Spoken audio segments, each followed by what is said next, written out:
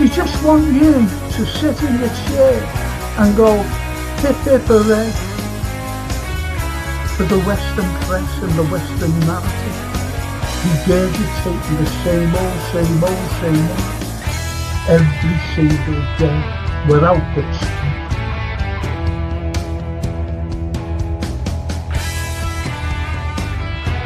Please watch the first two episodes, the second series. Look at that. Absolutely fascinating. And it was the first time the Beatles had really stopped being semi-professional almost.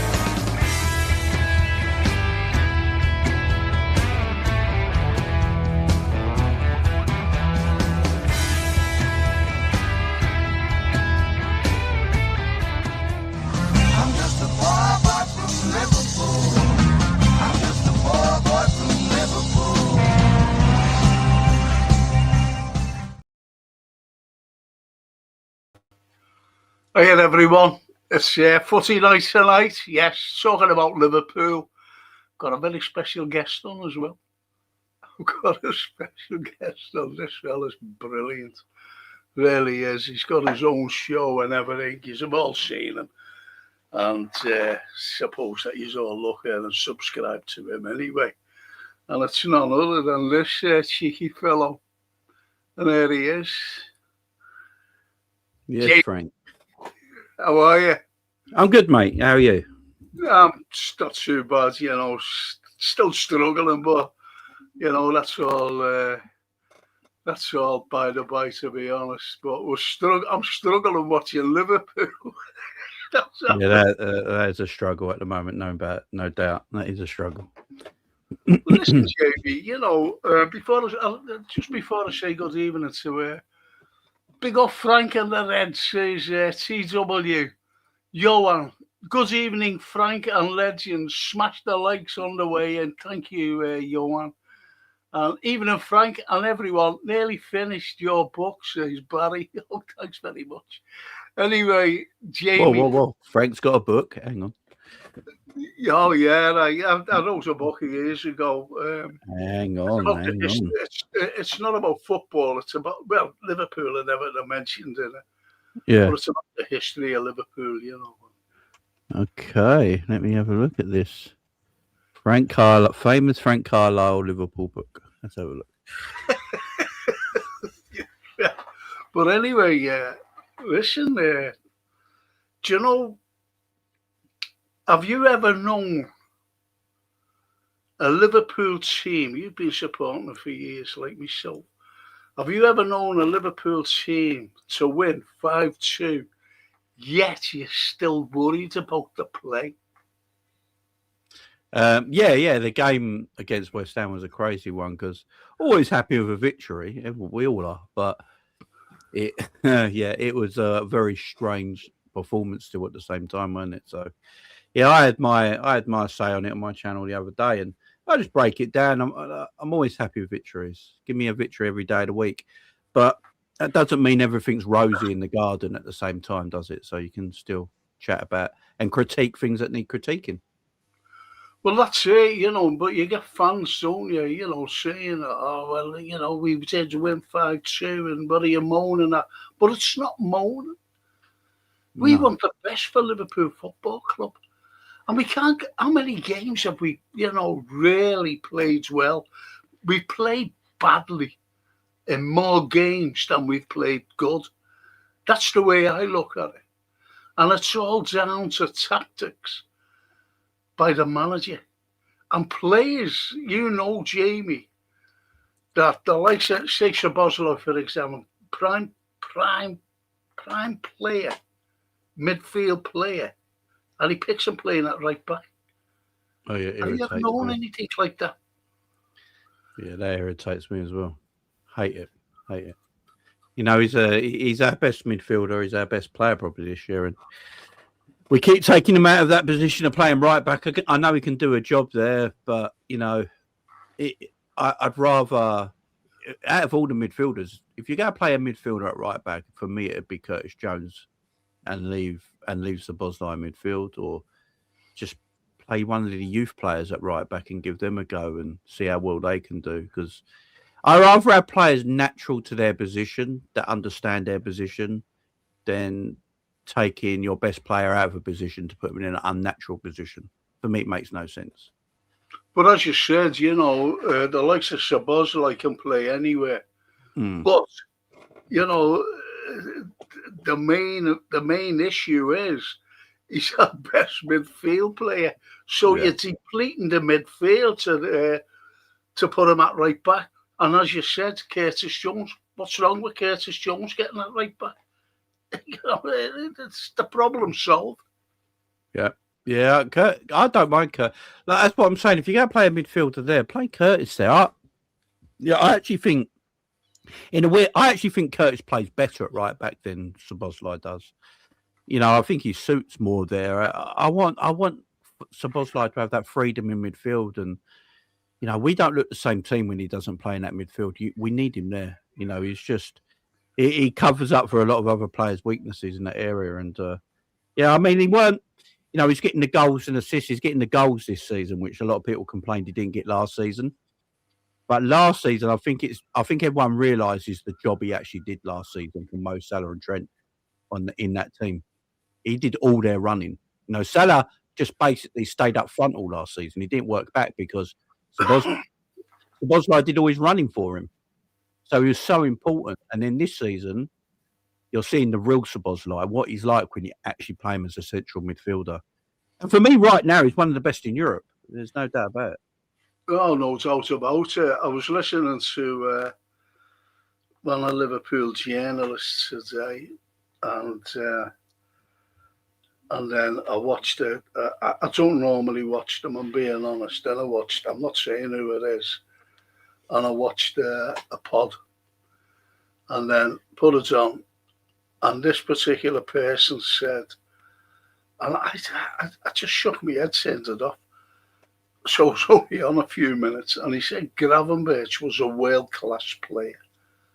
Gravenberch. I just couldn't believe it. He's not a world-class player. Yeah, he's a good player, but he's not world-class. No, of course, But this is anyway, TW says, big up, Jamie. Big up, my man. And King Vader says, "Hiya, Frank, good to have Jamie on again." Not a lot of people say that, so thank you.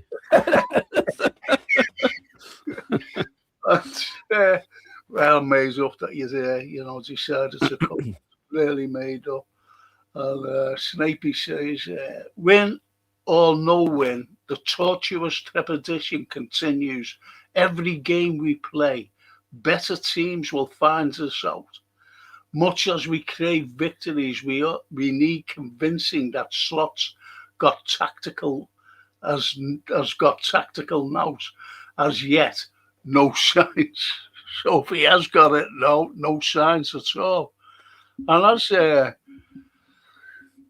as King Vader says, just play him there. Just play Ramsey there. What, play a right back? Yeah, I know. Mad, ain't it? This is it. This is everything about. There's my old mate Steve Evans. I've got to mention him. And he says, Graver's not good enough. We need a proper DM. I say that. I've said it for 3 years. And Steve says the second half on Saturday was abysmal. Tactics, incomprehensible. These days, incomprehensible these days. Just let them play football instead of this crap that we're watching. What do you say to that? So I've had this. So I've heard a lot of people talk this season that Liverpool are no good against low block teams, and I actually think Liverpool play better against low block teams than when teams come onto Liverpool. So in that first half against West Ham pretty much played a low block. Liverpool scored in the first 5 minutes. They weren't convincing, but they got 3-0 up at half time. In the second half, or 3-1 up at half time, I can't quite remember now. And in the second half, West Ham started to press our midfield and come out and play a little bit more. You got their wingers higher up the pitch, played a bit more risky, and look better for it. I've said this all season. Liverpool actually look all right against low blocks. Low blocks are hard to come up against. That's the point of a low block. You know, you have to work hard. It's not a pretty game. It is a struggle. And that's the point of it. That's the point of low blocks. So, but I actually think Liverpool play better. So when Slot keeps talking about low blocks, I'm like, I don't think that's the issue. I think the actual issue is when teams decide to play a mid-block and press our midfield, that's when we're in trouble. You know, I used to say under Klopp, when we played with Klopp, I love it when teams play against us under Jurgen, because we just exploit all the space. We play counter-attacking football. We exploit all the space. I used to love it. Now, I don't actually like it when teams come and play against Liverpool under Slot, because we don't exploit the space and we get carved open. Everyone has a go. I've not seen so many teams this season come to Anfield and think they can have a go. Yeah, that's the problem. Yeah. And that was the problem on Sunday. There's West Ham, struggling near the foot of the table.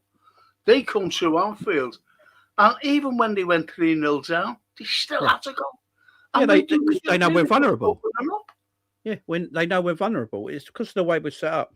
So that's what always gripes me about Arne when he talks about low blocks. I'm like, Arne, it's not low blocks ain't the issue, man. You're a Liverpool manager.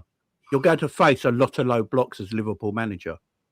Now, these teams are not just going to sit on the halfway line and let you do what you want. You know, you're Liverpool.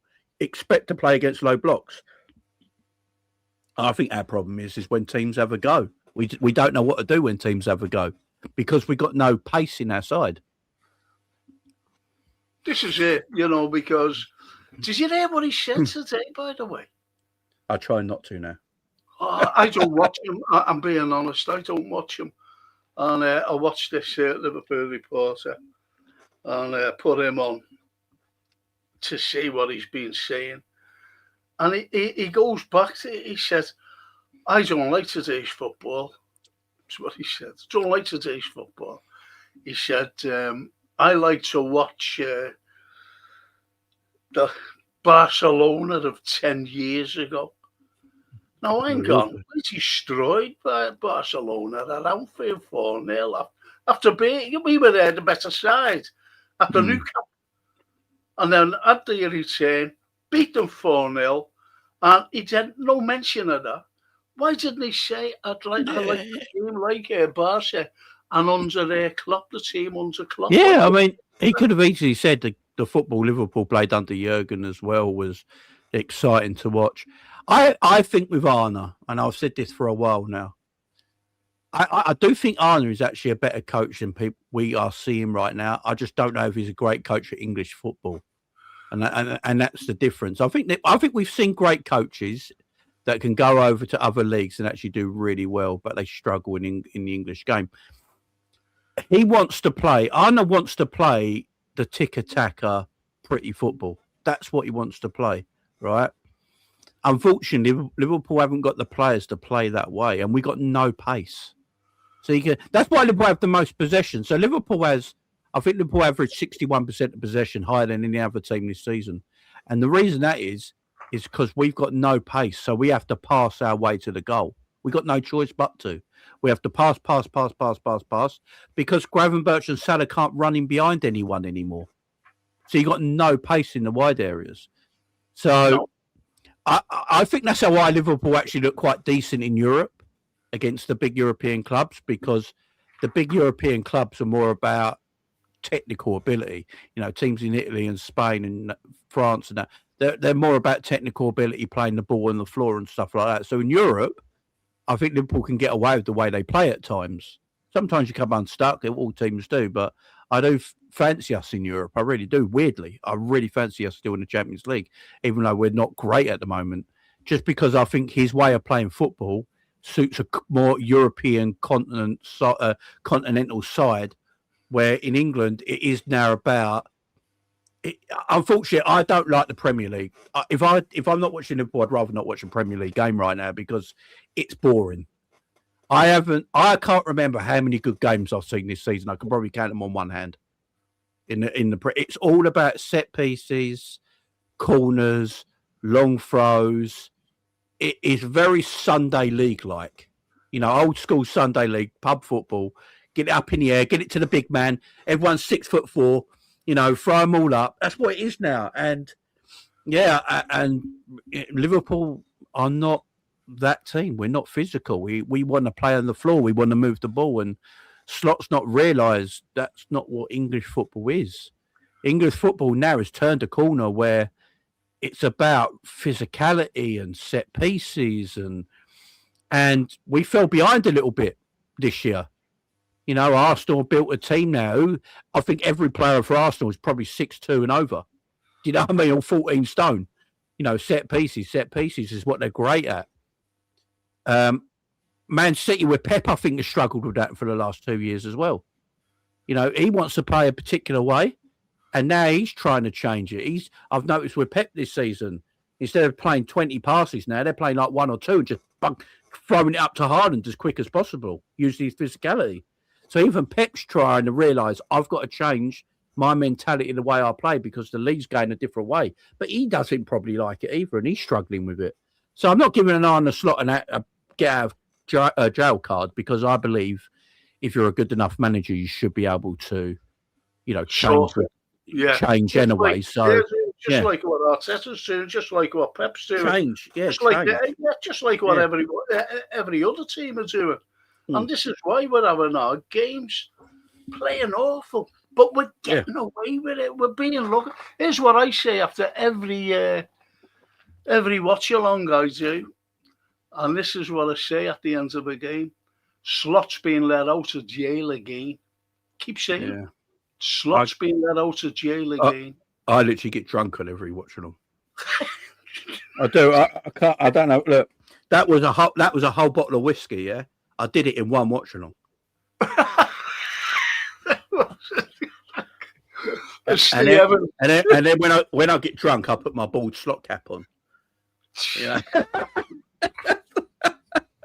Jamie, honestly, you enjoy myself. Go enjoy myself. You've got to enjoy yourself rather than watching what we're there playing. But the thing is, you mentioned. I'll just mention these lads.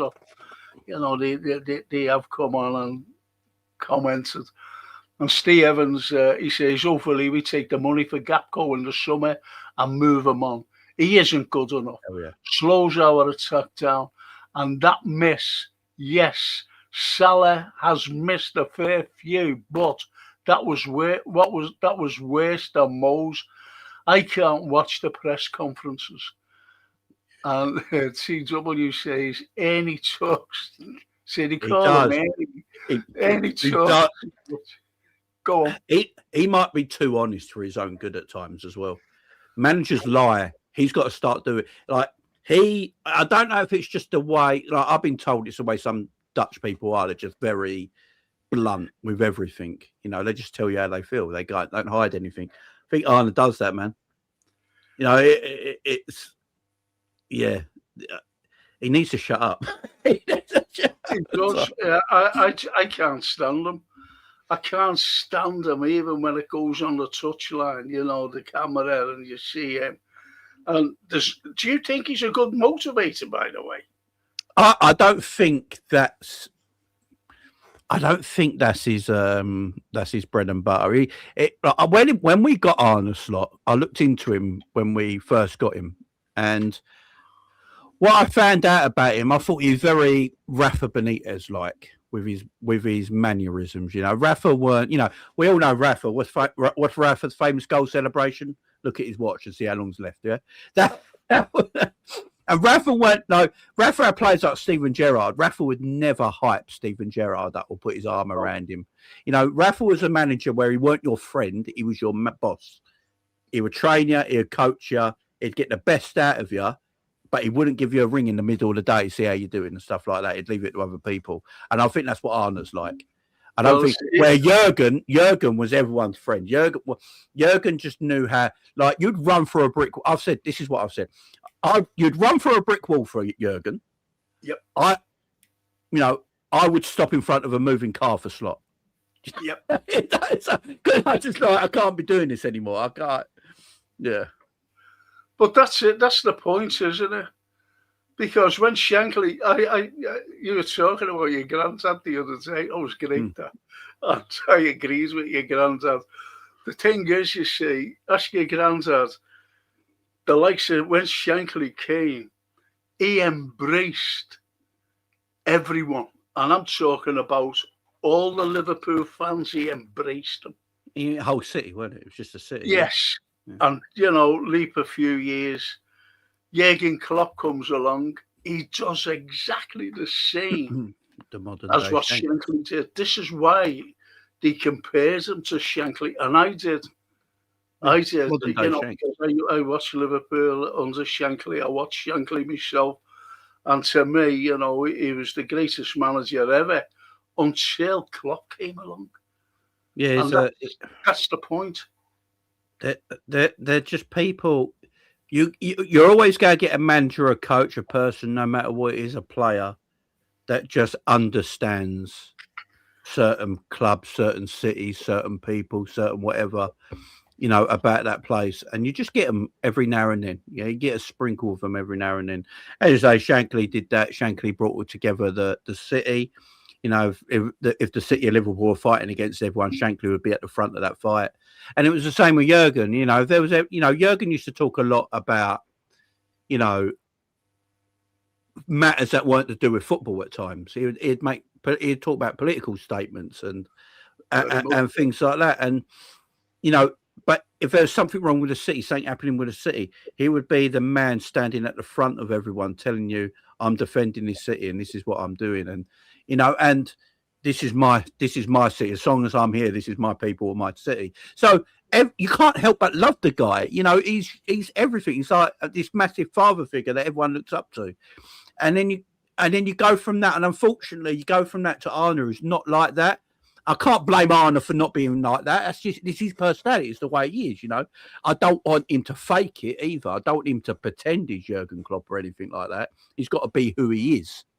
But I just think a city like Liverpool and a football club like Liverpool, I've always said, look, I'm not a Scouser or anything, I'm Southern, but I do understand Liverpool. I do understand the people. And Liverpool is a working class, fight for everybody kind of city. It always has been. And it's a socialised city, exactly. Yeah, they fight no matter what. Yeah, Liverpool and Everton, rivals. Yeah, anyone attacks that city, they come together and fight everyone. Yeah, they fought the Tories, they fought the royal family, they fought everything. Yeah, and they get thrown upon. They shut their ports down because you can't have Liverpool making all the money and not London. And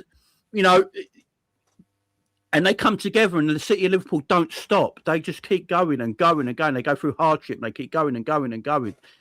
And you get, and I think you need a manager, an owner, a player, a captain that has that same embodiment. And I think Liverpool's a special club like that for that reason. And I think you need a certain manager to follow that. Jurgen was that guy. Sir Kenny Dalglish was that guy. Shankly was that guy. Paisley was that guy.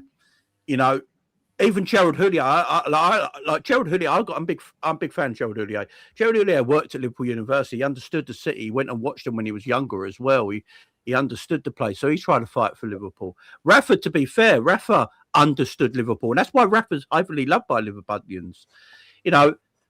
I just don't think Arne's that guy for Liverpool Football Club with everything that's merited about Liverpool. No, I could be wrong here because I'm not a Scouser, but that's how I look at it. That's how I look at it. No, you're 100% right. Simply because, say like you became a manager. Say you became a manager of, say, Bayern Munich or Inter Milan or anybody.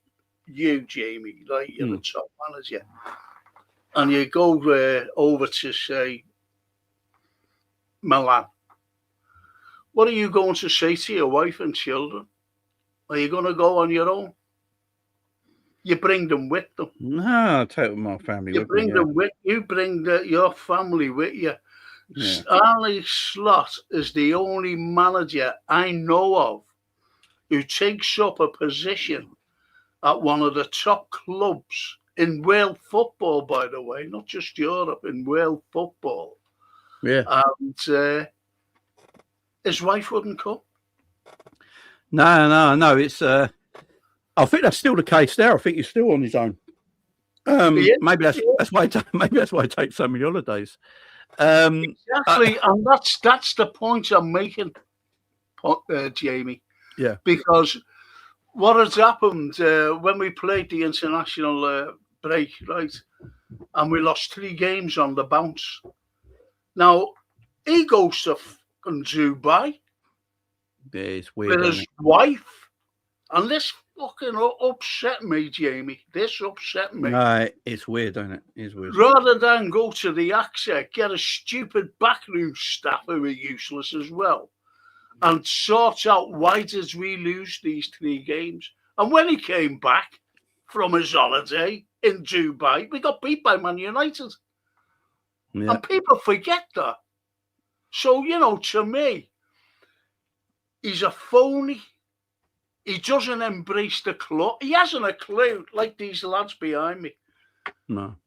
He doesn't know. He hasn't a clue about you, me, or any of our little chatters on here.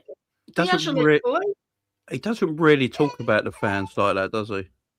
No, he hasn't. Go at the fans. He said, "Why aren't they cheering?" or something like that. They're quiet. Yeah. You prat. He had a little pop at Jurgen, didn't he, as well? About So it's I don't. I just think, you could go to a club, right, where they're bred to win, right, and you go there and you win, right, and you win, but maybe the emotion ain't there with it, and you're just doing your job. And you're doing it a good, and then you go to somewhere like Liverpool, and this has happened. And Jurgen, obviously Mainz is his club. That's where he's born and bred and played for and managed and all that. Yeah, the emotional attachment for him is probably like nothing else I could imagine. Went to Dortmund, did his thing over there, had a great attachment for the fans over there. Came to Liverpool, and within 3 years, he's like, there's nothing like this in world football. There's nothing. The fans here, the city, the people, the stadium, the nostalgia, there's nothing like this. You fight together, you're one together, you play together, you fight together, you sing together, you watch together, you do all this together, and and he couldn't believe it, and he was like, it broke him into pieces that he had to leave the football club eventually, and for whatever reason, everyone's always going to talk about why. We probably know bits and pieces, but everything always eventually ends. But I'm telling you right now, if Liverpool made a call to Jurgen, I think we're the only club he'd ever come back to. Yes. Because of that emotional pull. No, okay. He left because of Edwards. Yeah. And if anyone's got a little brain cell between them. Well, they didn't get on, did they? They did get on, did they? So. Here's what happened. Edwards left. 6 months later, Julian Ward left. But they were told, you'll be back within 2 years, because it's only what you've been saying and what I've been saying and what every other fan has been saying about Jurgen Klopp, that the fans loved them. In other words, he had them in the palm of his hand, and they thought that he had too much power with the fans, right? So what did he say? He said, don't take another job. This was to Edwards and to Ward. You'll be back within 2 years. They came back because Edwards and Jurgen Klopp never got on. Because I'm going back here. Do you ever remember when we won the Champions League and then we won the Premiership, right? Mm-hmm. He asked for players. He wanted to strengthen. He said, it's time to strengthen. This is to Edwards. Edwards said no, because he was at FSG, the owner's little boy, if you know what I mean. Mm-hmm. And he said, no money. On both occasions when we needed to strengthen, because we would have won a lot more, right? We would have definitely won a lot more than what we did. Okay, so that was it. And as soon as he came back, in the November, bang, What did he do? He said, I'm leaving. And this was in the November. He never told everybody until the January. And that was it. That was it. They were found out, FSG. Do you ever remember a few years ago, about 3 years ago, when they said, we're selling up? Yeah. Remember that? And here's what I said on my podcast, Jamie. I'll tell you what I said. And this is in the November, right? They said, we're selling up. January was coming up. And I said, they're only doing this to see how many fans would say, no, you're great, stay with us. But also there was another thing behind it. They didn't want to spend any money in the January. And this is me saying this. And I said, I'll guarantee you, in the February, after the January's gone, no signings or anything, they're going to say, no, we're not selling now. And I was vindicated. I got everything absolutely right. Yeah. No, man, I agree. Look, with the owners, I suppose if I look at it through their eyes and not myself as a fan, if I look at it through their eyes, they're probably thinking it'd be stupid to sell now anyway because the amount of money obviously the club makes. They probably make more than their American businesses. Yeah, look, I would rather have Jurgen still here. I think we all would. All I want is Liverpool to work properly and win well. Do you know what I mean? That's all we all want. Even if these owners eventually get it right and Arna eventually gets it right and we start winning stuff and we're playing well and all that and it's a beautiful thing, then great. But the problem is we had an elite level manager, and for me, Jurgen's trophy cabinet is not big enough for the club that he managed. So you probably can say they probably didn't treat Jurgen fairly, but Jurgen is such a man of his word and he ain't going to let no one down. He stayed at the football club and because he was so good at his job, he was like, all right, you're not going to give me the players. I'm just going to make Jordan Henderson into a well-beaten midfielder. Like no one would think that. Do you know what I mean? Like, I'm going to make Gino Wijnaldum into this well-beaten midfielder. I'm going to change the way people play football going forward now. My fullbacks are going to get like 50 assists between them every season and be like attack-minded fullbacks that everyone's going to start playing. I'm going to play wingers that are not wingers now. I'm going to play inside forwards and a number 9 and press from the front relentlessly. I've got my own philosophy. And this is the thing as well, that everyone always talks about, like, when Wenger came to England, he changed the Premier League and English football forever with the change of diets and the way you should play football with the ball on the floor and, nothing in the air anymore, no heading, just keep it on the floor, tidy football, pace, power, technical ability. And we never saw anything like that in the English Premier League at that time, obviously in that era. Then you got Pep Guardiola came along with his tick-attacker style and his false 9 approach, and no one saw anything like that in his way of playing. But I don't think anyone talks about Jurgen's football philosophy that changed a lot of people as well. No, everyone presses now. Everyone presses, and that's from Jurgen. Everyone now is attacking fullbacks like that way. I know people can say, yeah, Real Madrid and Brazil had them sort of attacking fullbacks, but or Brazilians are like that anyway, but not in this way. Everyone does it now, and but no one ever talks about that. They always talk about the Peps, the Ferguson, the Arsene Wenger's. No one really talks about Klopp's philosophy. And now look at where the league is now. We got Arteta's philosophy killing this league now, of just set piece FC and everyone over 6'4". I remember title races of Man City not too long ago when they were the best games on earth. Like, how good was the league when Liverpool and City were destroying everyone, playing beautiful football, and when they played each other, it became bigger in Real Madrid, Barcelona, in my opinion, in club football. Pep versus Klopp. It was just a thing to joy. Now, we sit there. That's right. No, that's right. Ruined. Can I ask you a question? Sorry, I went on a rant. But there you go. No, great. Can I ask you a question? Hypothetical, obviously. Yes. Suppose any slot went tonight, just went, and they approached Klopp, right? So Klopp came back, irrespective of Edwards, and he came back. Do you think this current team, squad of players that we've got, do you think that he could make them better? In other words, make them more watchable? He would love a lot of these players, man. He'd have that pacey Frimpong on the right wing. Do you know how mad that is? He'd love Kirkheads, because Kirkheads is.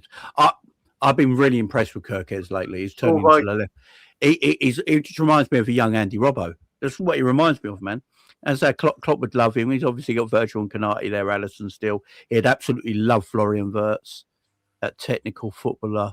He'd love Ekatike and Isaac. He probably couldn't believe he's got them. You know, he'd make them do things.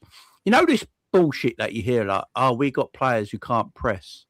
No, we got players that don't want to press because they're not coached to do that anymore. Yeah. I can guarantee. I saw Jurgen Klopp in his first day at Liverpool against Tottenham. Adam Lallana run so much he had to have a new lung. Do you know what I mean? Do you know what I mean? He came off. I've never seen a man so tired in my life. He came off against Spurs after about 70 minutes. Like, the man was done because he pressed like a machine, right? And he didn't stop doing that after. You got Gini Wijnaldum, who at PSV was it, or at PSV, I think his club was, and then at Newcastle was an attacking midfielder, and number 10. Jurgen made him to a 6 and 8, a machine. So you can make players do things they don't want to do if you coach them properly. But he's not compressive if you want them, but they're not being coached properly. I said it a while ago. We're one of the worst. We're one of the worst coached teams in the Premier League. Right exactly. Now. That's what we've been saying. Can I just go on to some of my chatters here? Irrespective, says Snapey, irrespective of the opposition, isn't it incumbent of us, especially at home, to take the game to them, forcing our identity on the game, irrespective of current tactics? We're still Liverpool. That counts. And he carries on by saying he's agreeing with Steve Evans. Slot's drab persona exudes mediocrity. And Jason, the producer, blimey, he doesn't like football. Just a reminder, folks, due to troll activity, I've been getting terrible trolls, you know. I saw it yesterday, the other day, yeah. Very racist, you know. Fucking horrible, Jamie. Due to troll activity over the weekends, we've decided to restrict comments for people who aren't subscribed. So if you're trying to comment but can't, please subscribe, and you should be able to gain it. Thank you, Jamie. This will apply for all football shows. Thanks. And Francine, hi Dad, and Jamie. Hope you're both all right. Follow Francine. We follow her on Twitter. Big up Francine. Yeah, I know. I said I've got Jamie on.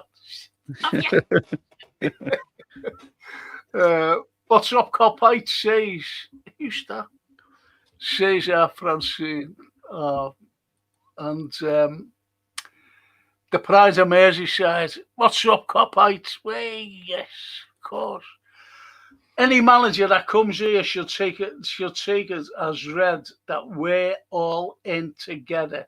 Slot's detachment is asphyxiating his career at Anfield, along with his pragmatism. You'll never walk alone, courses through our veins.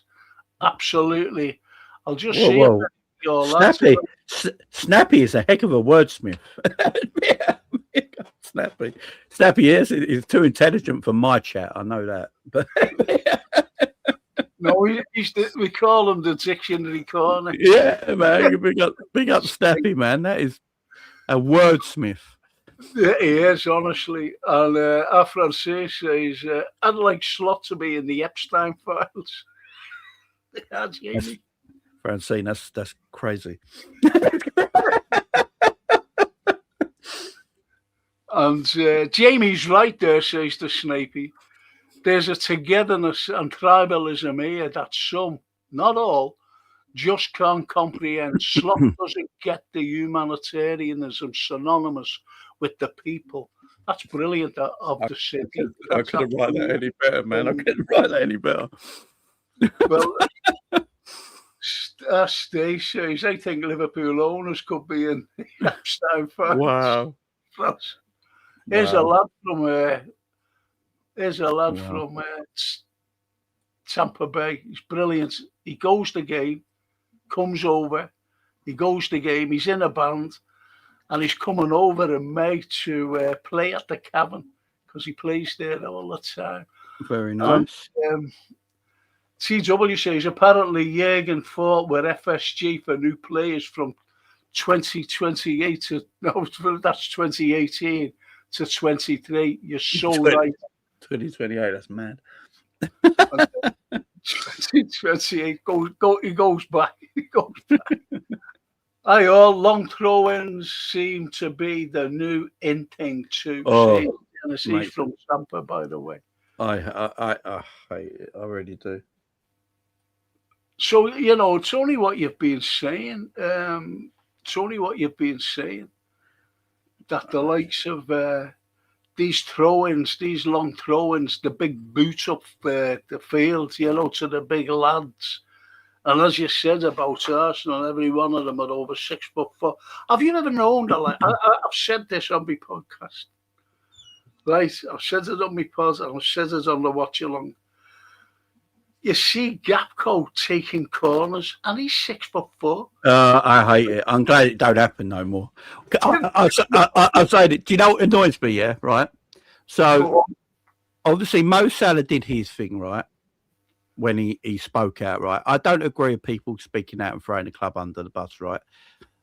But I understood a lot of his points. Right, I did understand a lot of Mo's points, yeah.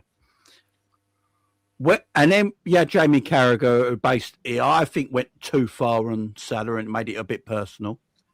And he said, when he almost said, Carragher always blamed our shit set pieces on Mo Salah because he can't defend you. Well, do you know what's mad? Since we sacked our set piece coach, we're actually now really good at set pieces. Yeah. And Mo Salah still plays every game. So maybe it ain't a personal attack, and the coach, who you should be blaming, is employing the wrong people to do a job, and then taking too long to get rid of them when he knows it's not working. Now, Slot eventually saw it, so I'll credit him that he eventually saw it, that it was crap, needed to move it on, and he's taken charge of it himself. I like that. That's what I want my coaches to do, right? Taking care of it himself, and all of a sudden we're better at it. We've got the same players, same people. All of a sudden, we're better at set pieces. So, yeah, it just drives me mad. I think a lot of our ex-pros or big channels are petrified at going against the people that are to blame at most of the time. You can blame Richard Hughes. You can blame Michael Edwards. They're part of the franchise. You can blame the owners if you want. You can look at Slot. You're allowed to have a go at him. You're allowed to blame him. You can't always just blame the players. The players are playing to his instruction at the end of the day. We're playing a style of football he wants to play, because if it was down to the players, the manager would have changed something by now, wouldn't he? But The style has been exactly the same now for over 12 months. I don't want to hear all this bollocks about poor Diogo Jota. Stop bringing his name up, people. We were playing this poorly before Diogo passed away. At the end of last season, we were poor. We started to play really poorly. So we're playing Slot's way. They just got to sit up and go, you know what? Yeah, the players are not doing it right now, but it's too much of a coincidence now. This is week in, week out. Maybe the manager can't do it. But we got this thing at the moment where, not us, but there's some Liverpool fans that I see and hear and listen to that, and you can probably hear this more than me being in Liverpool yourself, that are very happy being the underdogs and winning things every now and then. And, you can't win a title every year. And, you can't win that every year. You can't win that every year. And I'm like, why can't you? Why can't you? Yeah. Why can't you? Why can't we be the Real? Why can't Liverpool be the Real Madrid of England? Yep. Why can't we? What if it's not? Yeah, he won the league last year, but guess what? We're not winning this year, and he's crap. So why can't he be sacked?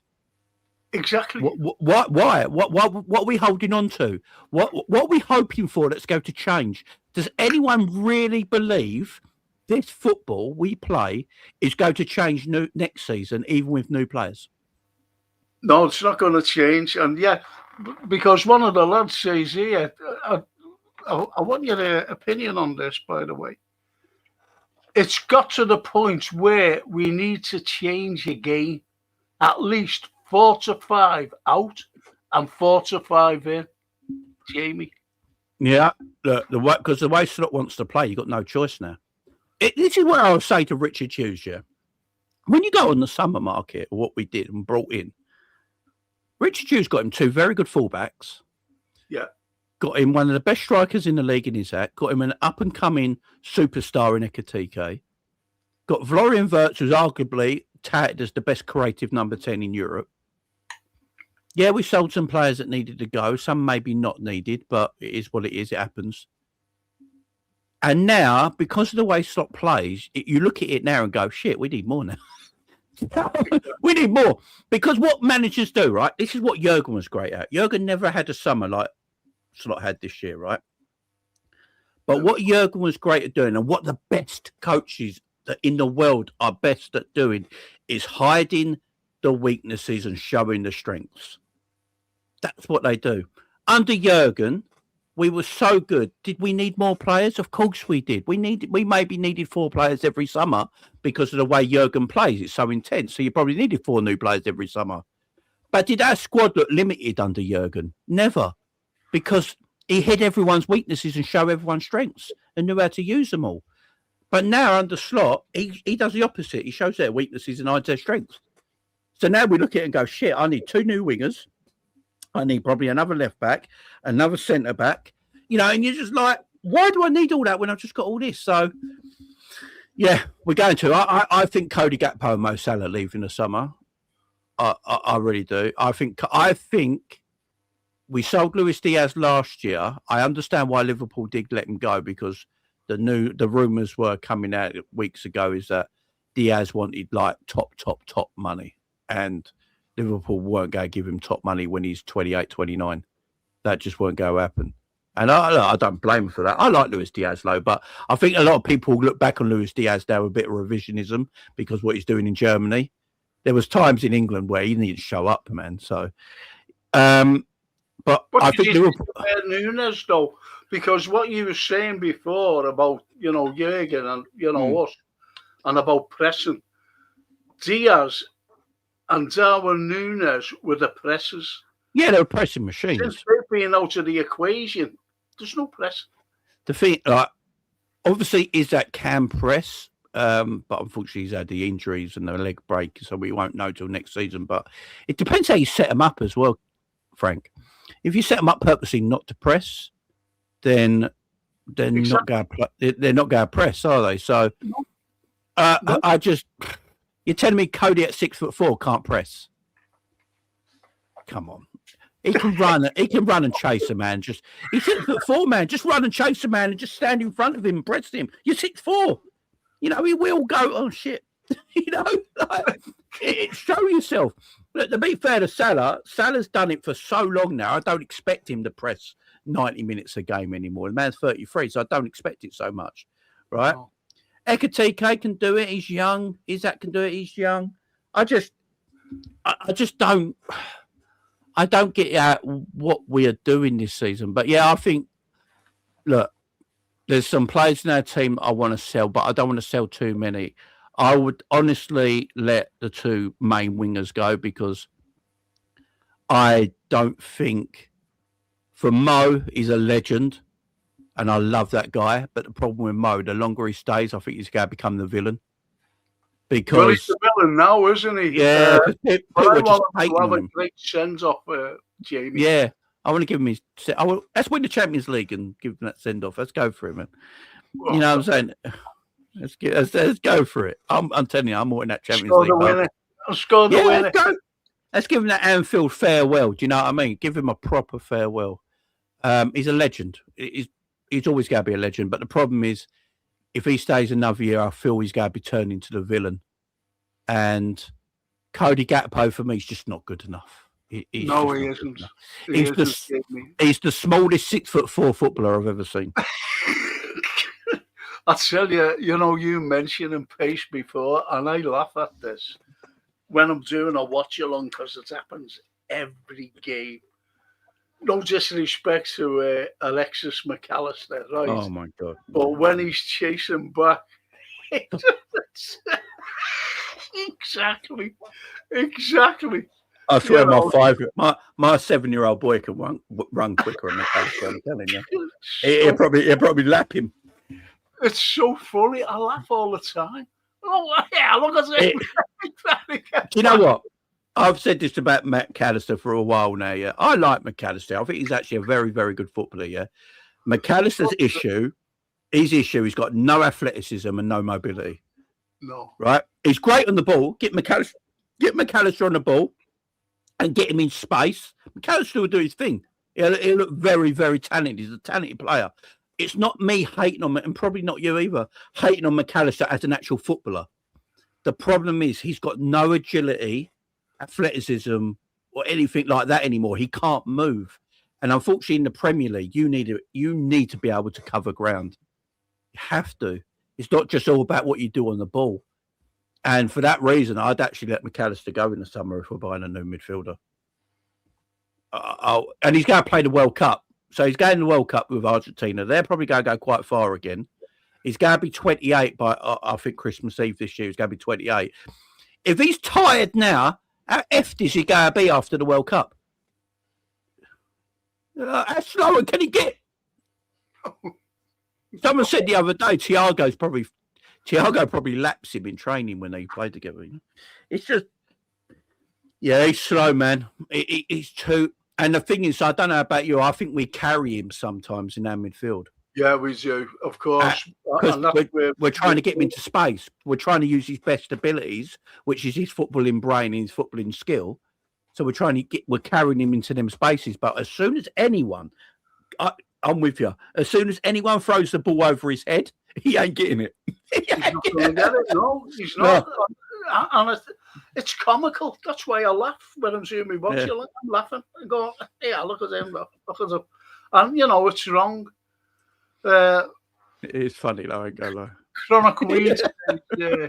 Big up Frank and Amy. Slot out. Big up, Sean, man. Big up, Sean. You know what? You get some cracking. And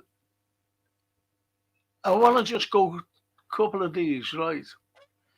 The Chronic says, we so need to move Gravenberch from the 6.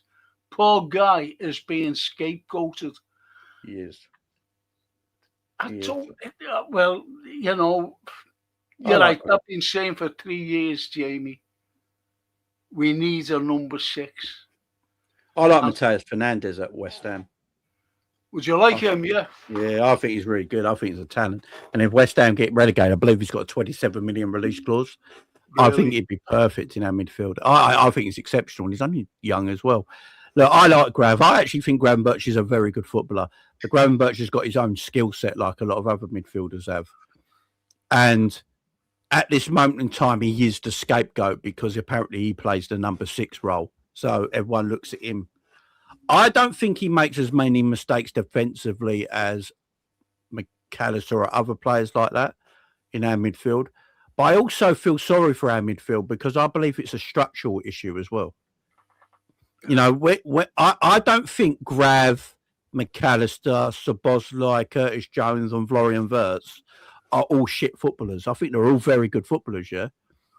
But if you put up a structure and a system that makes them look bad, guess what? They're going to look bad. I always say, I believe it's structure and system. What is our defensive? Does anyone know our defensive structure and system?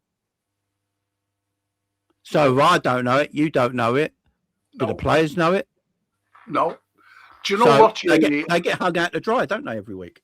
In my profession, I used to look for signs out in the students, and some signs were bewilderment, right? Especially if they're going in for exams, and I have to look for it, or I had to look for bewilderment. So I know what bewilderment looks like on a face.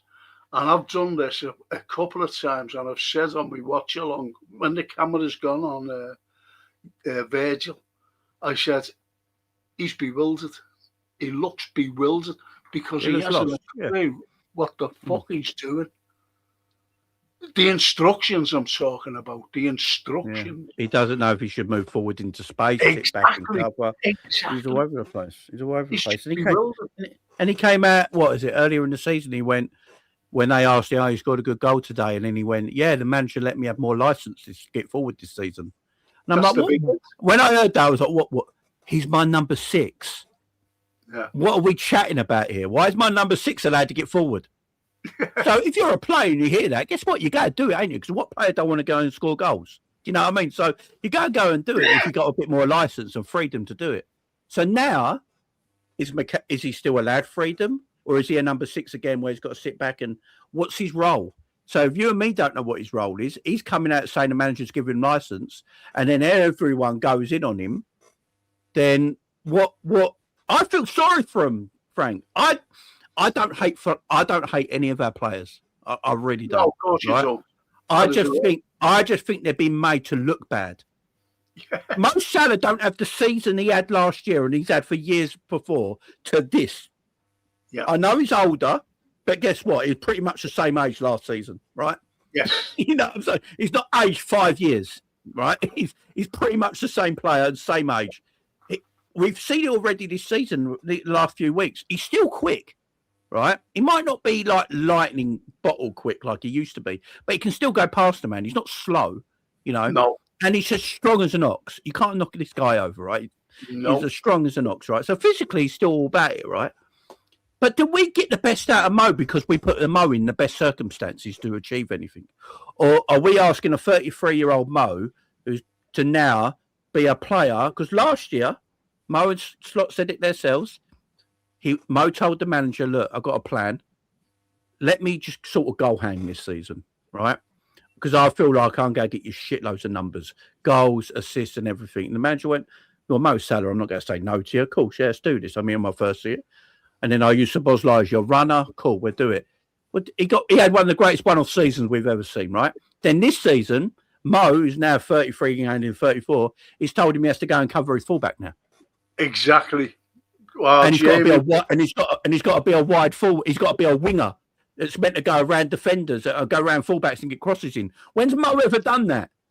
Mo is a goal scorer. You've hit the nail on the head, mate. Honest to God, you've hit the nail on the head, and I'm made up you said that. And this is how it's affecting Mo Salah. Now, here's my point. I'll just give you a couple of points. This is my opinion, by the way. Right, Jurgen Klopp left a squad of players. The only player that we brought in that season that he was taking over Slot was Chiesa, right? Federico Chiesa. So he was the only player that was brought in. He never played him, as you know. Now, that side that Jurgen had that season, his last season, were gelling. They were gelling. And at the end of the season, he went, that team was gelled. Then we went on to win the league with that gelled team. At the end of the season, last summer, bang, broke up. That team was broken up. We had our main pressers, that is Diaz, no matter, whether he was asking for their money. I know what he was asking for, by the way. He was asking for 175 grand. So he was going out of the equation. And so was Darwin Núñez. Now, people were saying that Darwin Núñez scored goals and he had assists as well. This is what people tend to forget. And they say, oh, well, he's always hitting the bar and the post. And I said, well, he's in the right place at the right time to hit the bar and the post. But he did score goals. Anyway, they've gone. The team was broken up. And then this is where the slot football came in.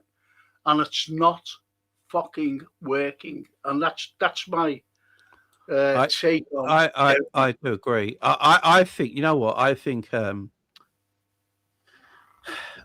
Slot should have done this in his first season, not his second season. He's trying to put his philosophy now on everything in his second season, where if he did this in his first season, I wouldn't have been as angry about it, because I'll be like, I get it, right? We've had this legend in Jurgen. You've come in and you don't want to be like Jurgen. You want to change things around a bit and you want to play your way. And I want to see your philosophy. I don't want to see your philosophy as Jurgen Klopp light. I want to see Arne Slot's philosophy. Give me what you want to do and what you're going to breed into this team for the years to come. It might not be a great first season, granted. And I think a lot of Liverpool fans will go, you know what, we understand it. You know, it's what happens sometimes, right?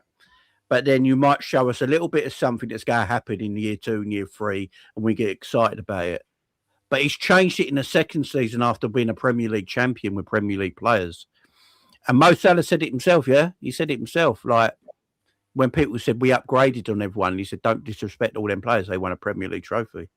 You know, they're all Premier League winners. Don't disrespect them. And I feel like I can understand moving people. Look, the Darwin thing, I can understand why Darwin moves on, because I do think, you know, Ekitike as an actual footballer is an upgrade on Darwin. And I think Isak is obviously an upgrade as well. But, you know, the Luis Diaz one, if you're going to let Luis Diaz go, you have to replace him with someone similar to Luis Diaz. If you do that, then I'm with it.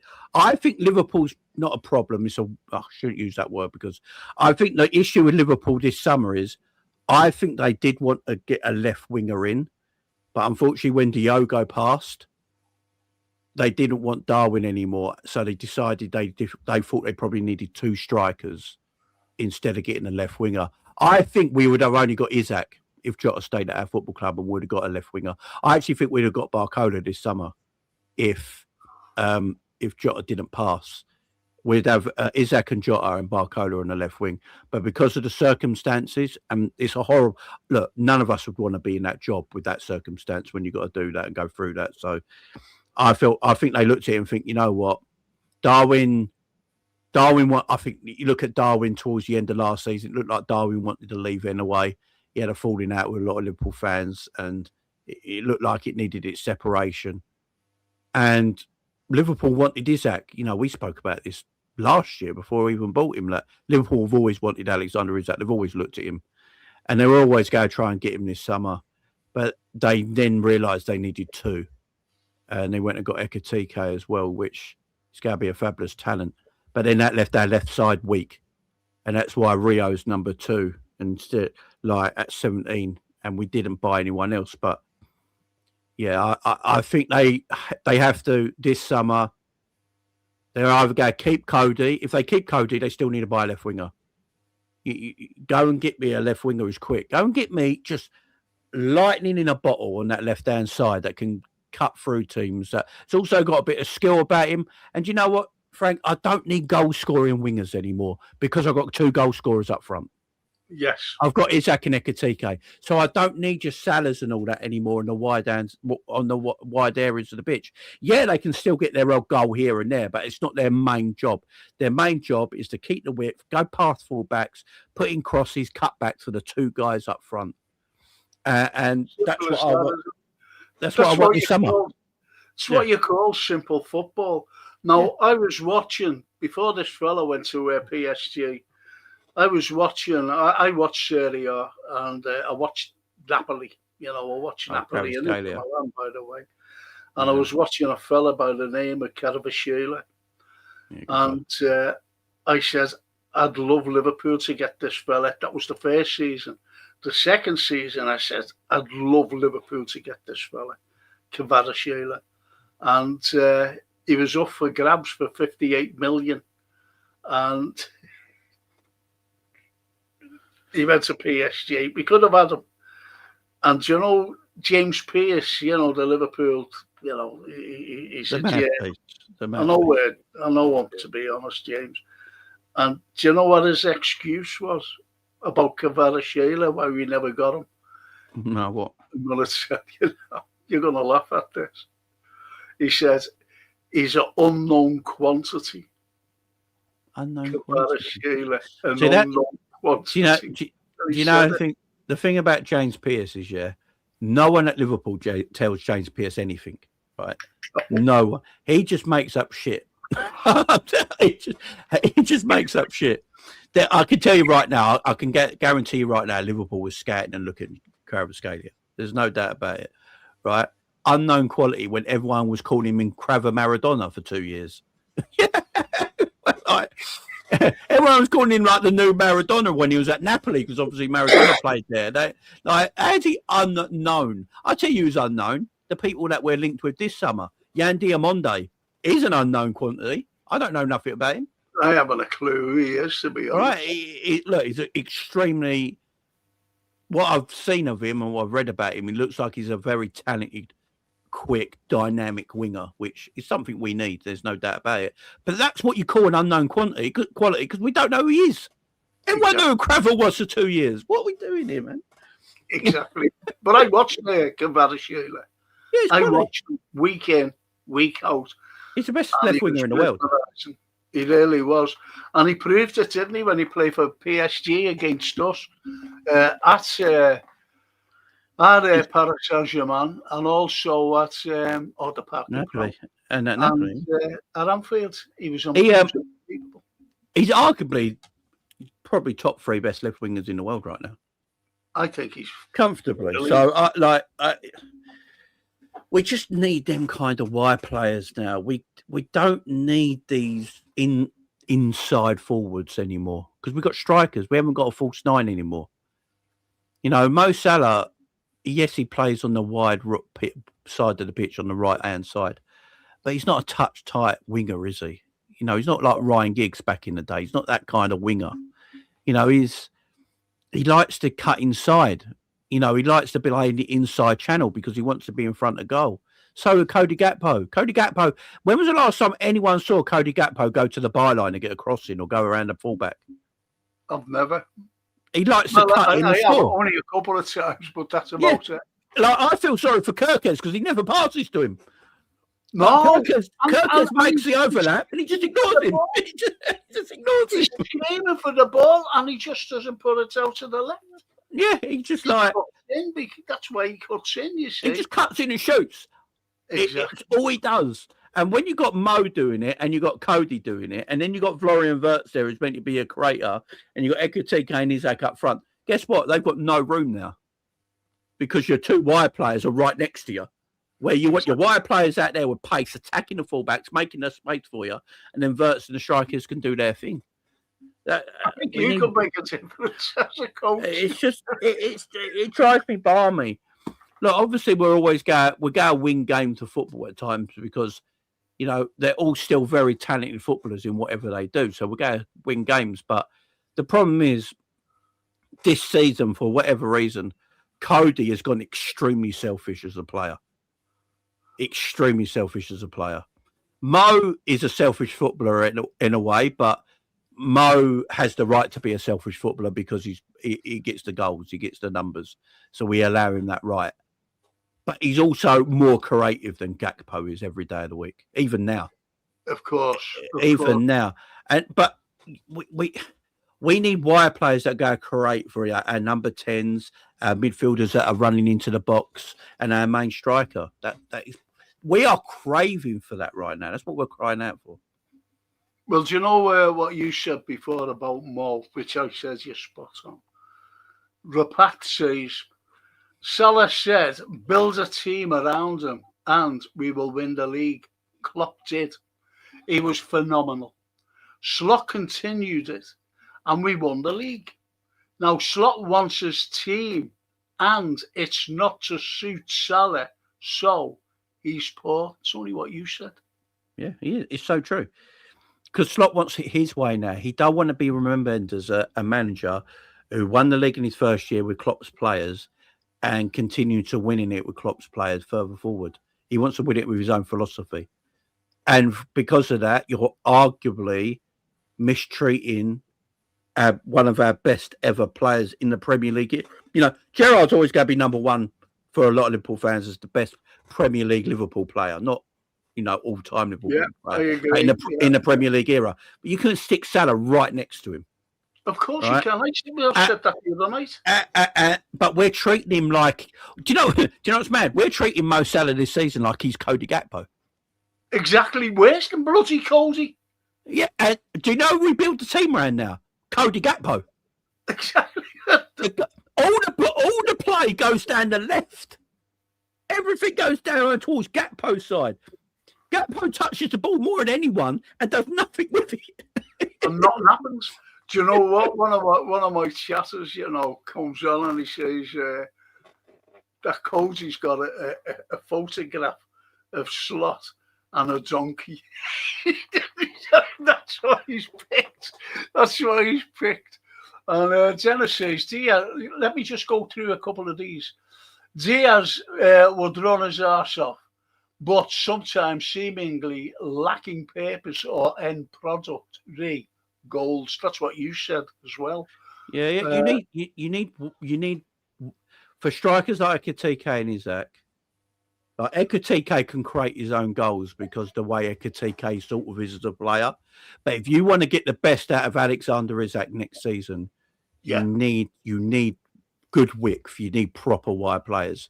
And if you do that, you're going to get the best out of Isak and the best out of Wirtz in that 10 role. With Ekitike is a bit of like, he's sort of a player. I don't think Ekitike is an out-and-out striker. I think he can play a little bit deeper in the way he plays. He likes to pick up the ball a little bit deeper, run with it, create his own stuff. So he's a little bit different like that.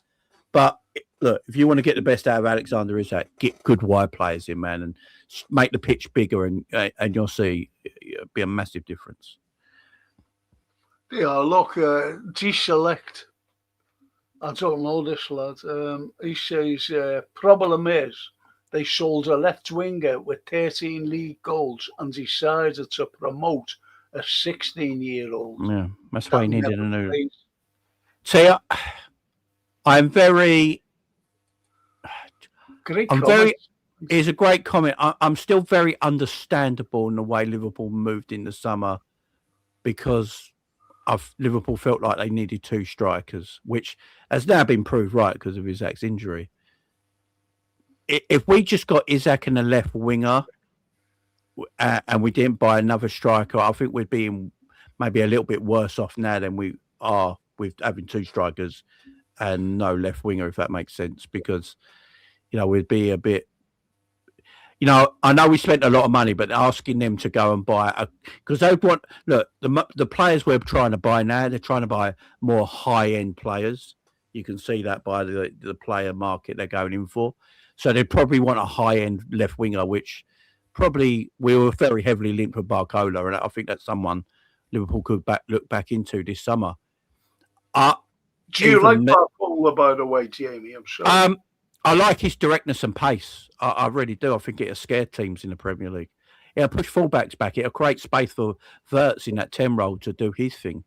You know, I don't need Barcola giving me 20 goals a season. Give me 15 assists, man. Or you don't even have to give me. Do you know what? You don't have to give me assists and goals. Just being the winger that pushes fullbacks back and creates and opens the opposition up, opens the space up for other players to get involved in. Can be that kind of wide player now. So in the summer, I think after you got you broke the transfer record for like Wirtz, you broke the transfer record then again for Isak. You spent 70 million on Ekitike, then going and spending another 80 million on a left winger. I can understand why it probably didn't happen, but they would definitely do it this summer, in my opinion. TW says Gakpo may be 6'4", but he has no fight, no guts, and we pay him big money. Ridiculous. Yeah. And says Krapko, we call it. He's 6'4", but he hasn't got the dog in him. Just there, he's just there for his appearance fee. Do you know what? Mo's got more of the dog in him, and he's 5'8". Exactly.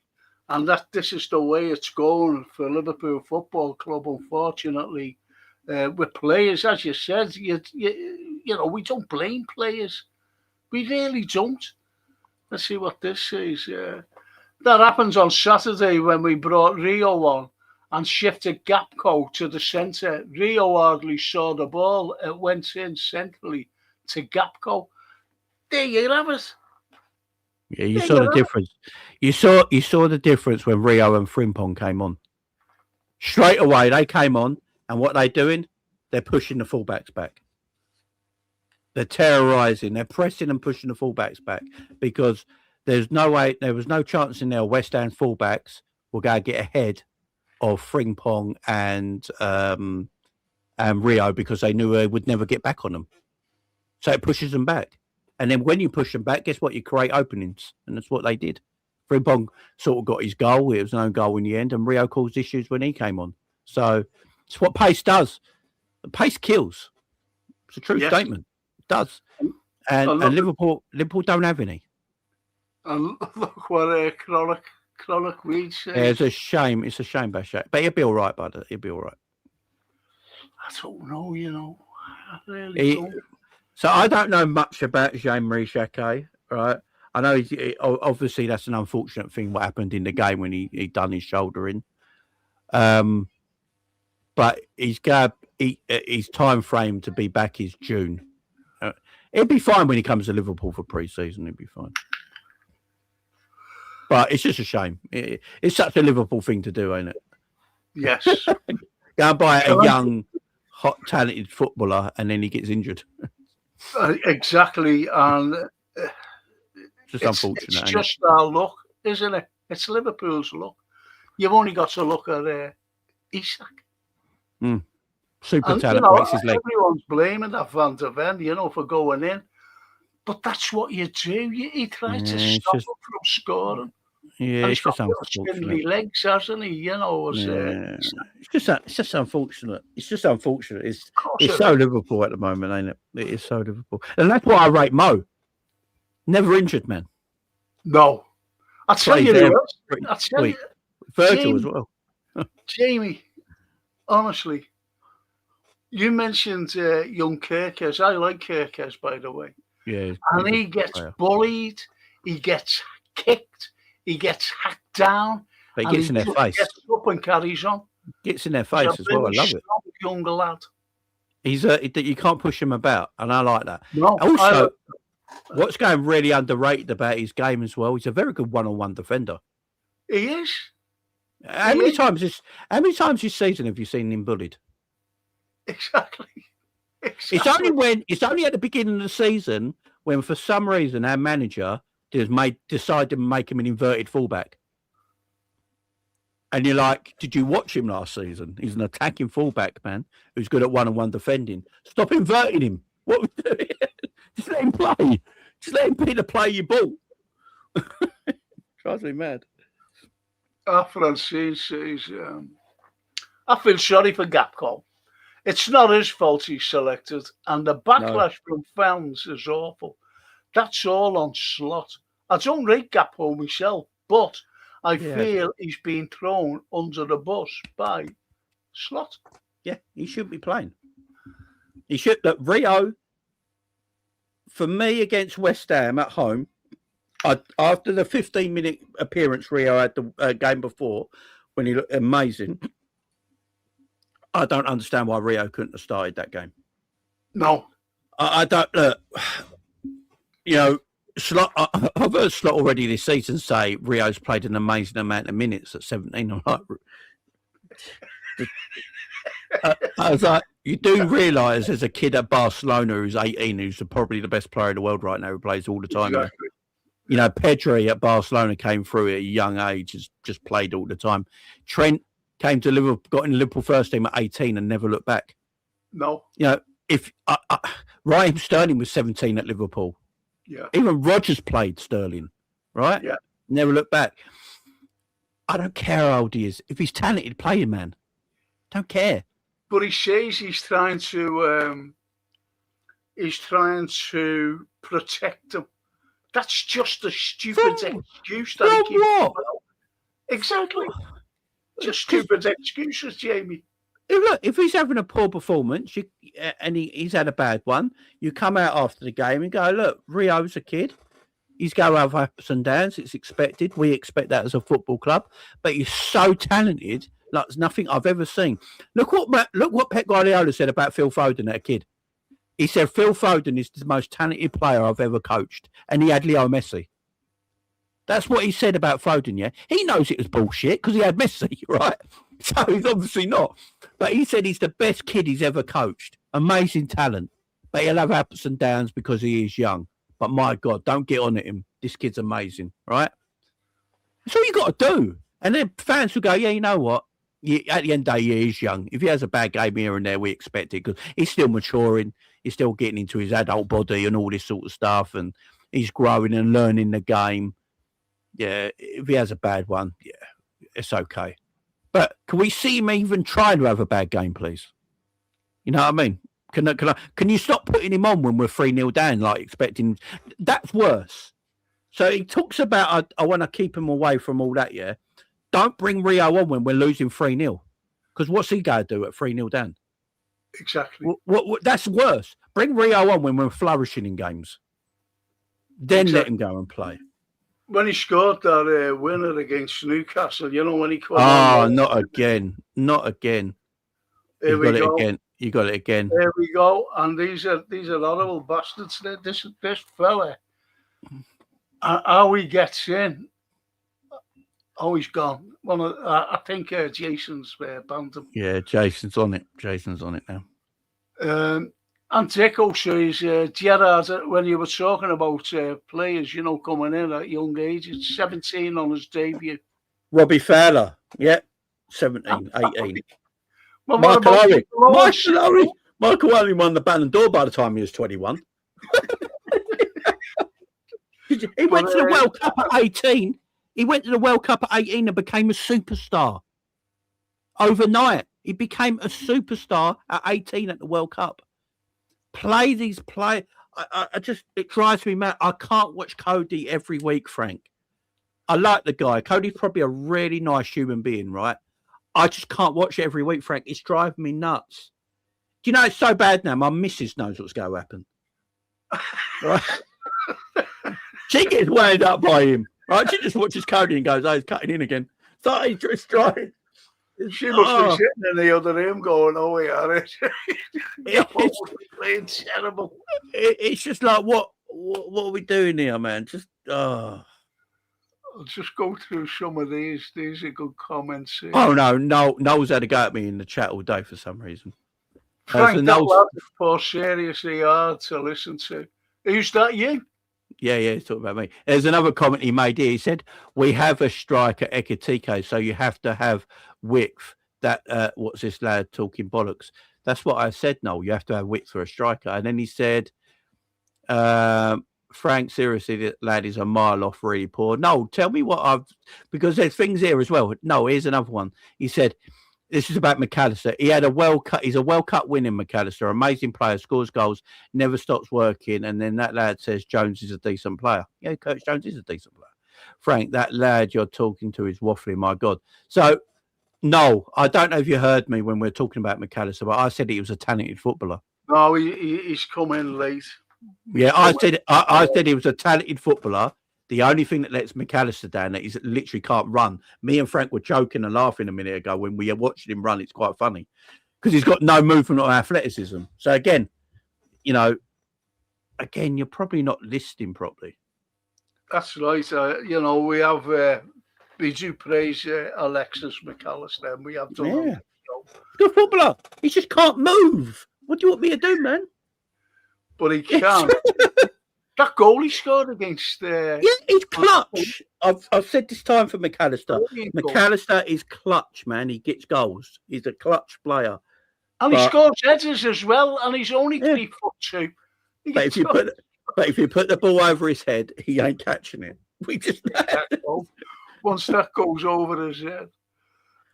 Our Francine says he won't do it. He won't be made to look a fool if Rio sets the world alight.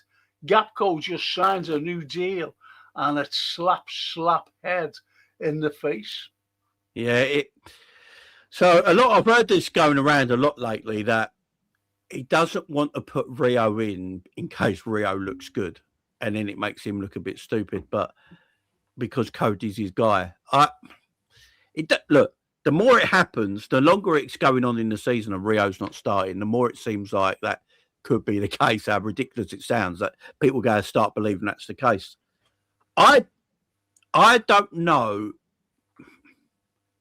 if I don't think our youth setup will cope with Arne Slot. I don't think Arne cares about the youth setup so much. I don't think he's about the youth. I think he wants winnable players, and that's what he wants. You know, like Mourinho at Chelsea and stuff like that. He didn't really care about the youth. He just wanted players that win today and not tomorrow. And the Slot looks a little bit like that because we got rid of all Klopp's kids are gone, basically. They've all gone.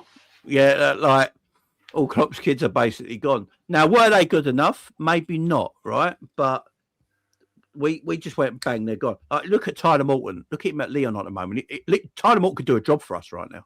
Oh, of course he could. He's lighting it up at Lyon. The one that gets me, and it really does get me, is his treatment of Harvey Elliott. Yeah, I love Harvey. I think Harvey's a good player, man. And Harvey Elliott, to me, was a great impact player because he was great off the bench. You need them players, Frank. And you need players like that. Fantastic. We need players like that. That's why I like Curtis. Curtis. I like Curtis. I've always liked Curtis. And the problem is, you get so many, on other pods, I'm not saying yours or whatever, but, these other things. And the scapegoat, one of the biggest scapegoats is Curtis Jones. No, I think Curtis, it drives me mad because I think Curtis is a good player, man. And this lad said, I hope you'll agree with me here. This lad said, he said about Curtis, he's a Scouser, he should be in the team, he should be playing Scousers. And this other comment came on and said, no, we're a global team. Scousers don't. But he came back with the lad and he said, we're a global team. We're a local team. We're Liverpool Football Club. We're a local team. We're local lads. And he went back, right back to like your granddad, when he's, talking about the likes of Chris Lawler and Jerry Byrne and Ian Callaghan and Tommy Smith, right through the years, playing everybody right up to Steven Gerrard, who we've just been talking about, and Curtis Jones right now. Yeah, have you ever heard Steven Gerrard talk about Curtis Jones? Gerrard loves Curtis because he was his under-18 coach, wasn't he? He was his under-18 coach. And Steven loves Curtis. I think Liverpool need a Scouser in the team all the time. I think you do. You need a Scouser and a Scot. That's always been Liverpool's way. Remember, I think Liverpool's first owner and manager was a Scottish man, if I remember rightly, and who owned the brewery, weren't it? The landlord or whatever it was, who owned the brewery. When he's Scottish, and he made Liverpool and then bought all Scottish players, if I remember rightly. So Liverpool is built on Scots and Scouse. That's what we're built. So you need them in your team, man. Liverpool don't win a league without a Scottish player in it. It's always been the guy. And you need Scousers. And I'm not saying keep Curtis Jones just because he's local. I'm saying keep Curtis Jones because he's a damn good footballer. He is a good footballer, and this is what people can't see. It's a squad game, Frank. Good footballer. And what am I going to do? So I'm going to let Curtis... I've got a really horrible feeling we're letting Curtis Jones go in the summer. And so what we're going to do, we're going to sell Curtis Jones, who loves the football club, will fight for the football club, wants to just get paid what he believes he's rightfully should be paid, yeah? He's 25 years of age. If he's on the bench for a couple of games, guess what? He's not going to kick. Has anyone heard Curtis kick off about being on the bench? There's moan or bitch or anything. But then when he comes on, it's his time, he plays, and he gives you everything he's got. So what I've got to do then is sell a local lad who's a talented player who wants to fight for the club to go and probably buy another player to take Curtis's spot that might not play and might not have the same impact as Curtis, but then I can probably go give him more money. It makes no sense. Give Curtis a new contract. Keep him at the football club. Curtis is happy. Doesn't want to go anywhere. It's his football club. Exactly. He's a good. And look, he's a good footballer. Just play him. Exactly. Just give him. I agree with you 100%, Jamie. He's a good footballer, and we need the likes of Curtis Jones. Do you remember? Was it last season? We were playing Everton at Goodison, and our little away fans, were thrown in a corner as usual. Yeah. And I forget who it was, one of their players. Oh, yeah. Thornton. Who ran up? Yeah, Trent ran away, by the way. A lot of Everton players in that, and he ran up, Curtis Jones. Just letting everyone know, Trent ran away from that situation. Yeah. There you go. But he, Curtis stood there on merit and went, yeah, that's mine. You ain't talking to my fans like that. What are we doing Exactly. here? Exactly. Yeah, let's go. Yeah. Not again. Oh my God. What? It's Nutbuster again. Oh no. Can you see on there? Yeah, I can see it on the chat, yeah. There you go, it's banned again. Jason's doing his stuff. Oh. Yeah, look, I hear there's another fella who never gets mentioned. I love Kwanzaa. Why did we get rid of him? I think Kwanzaa wanted to leave. I think it was more of a Kwanzaa wanted to go than the club wanted him to go, because the way the club are acting right now, I believe Liverpool go buy him back. I think, I think Real Madrid did this with, the Real Madrid fullback. What's his name? He couldn't quite get in. Him and Trent swap positions sometimes. I can't remember. He's a legend at Real Madrid now. He's won everything. But when he came to Real Madrid knew he was a talent, but he just couldn't get in the team. He had too much in front of him. So they sold him to Leverkusen, I believe, with a buyback clause, and then they bought him back. And from there on, he was their fullback and did excellent, because they knew he had to go somewhere to play, but at the time, they didn't know if they would go bring him back, and they thought, right, we might as well let him go. But yeah, they brought him back, and I think it's going to be the same with Kwanzaa. I think Liverpool looking at him thinking, right, we got Kanate and Virgil there, Gomez there still. We've just bought Leone, who I watch a lot of Italian football. I love Giovanni Leone. I watched him a lot last year as a young kid, beating up Lukaku and stuff like that. Yeah, I love I think Liverpool like Bastoni as well. I'd love Liverpool. I think they looked at it and thought, it's Kwanzaa game time, but he's a talent. And he's gone to Leverkusen. And to be fair to Kwanzaa's played a lot of football for Leverkusen. I think he's played all but one Champions League game for him this season as well. For Leverkusen, he's got a couple of goals as well this season. And I thought when he was at Liverpool, he looked like he was he looked like a player. He looked like he had something about him. But he was young. At Liverpool at that time, you just won the title. You're going that way. Is it the right step? So yeah, letting Kwanzaa go. I can see what Liverpool are doing. Big up TW. He's probably right. I think Liverpool buy Kwanzaa back. I really do. Well, Francine agrees, because she says we're buying back most players, aren't we? We're buying back. Yeah, and that could be Tyler Morton, because they've been looking at him as well. Yeah, I think Liverpool did the right thing with these. If you go to sell a player, but you think he's a talent and you don't really want to sell him, but you're looking at the squad and thinking, is he going to play and produce? The thing is, with these young players, you need them. They're not going to improve as a footballer if they just sit on the bench, are they? They need to play week in, week out. They need to play good, professional, high-level football. So the club probably thought these players, they wanted to keep them, but they needed them to play at a high level, so they put buyback clauses on them. I hope we get Kwanzaa back. I really do. I think Kwanzaa's a talent.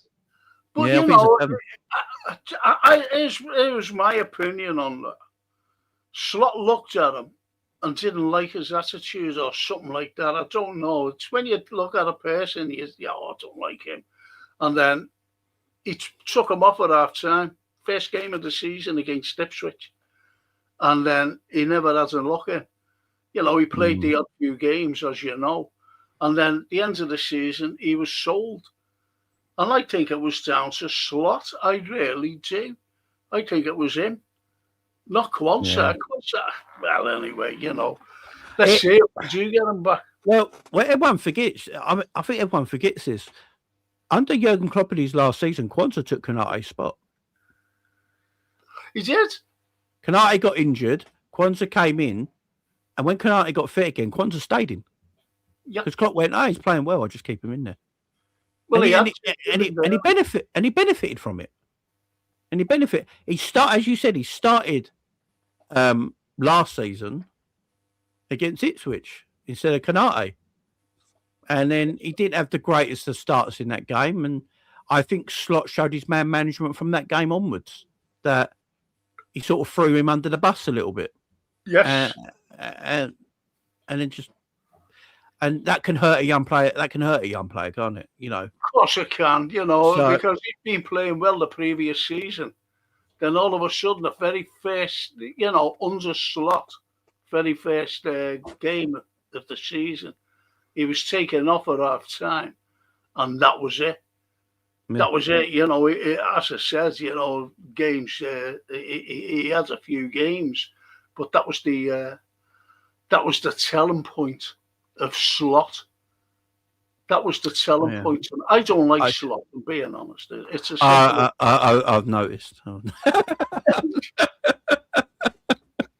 I don't think any of us are particularly happy with him. There's no doubt about it. It just winds me up, Frank. It winds me up because I see a super talented team, even with the injuries we've got, and maybe not the biggest of squads. But I still see a super talented team that should be doing better than what they are. Of course, they are super talented.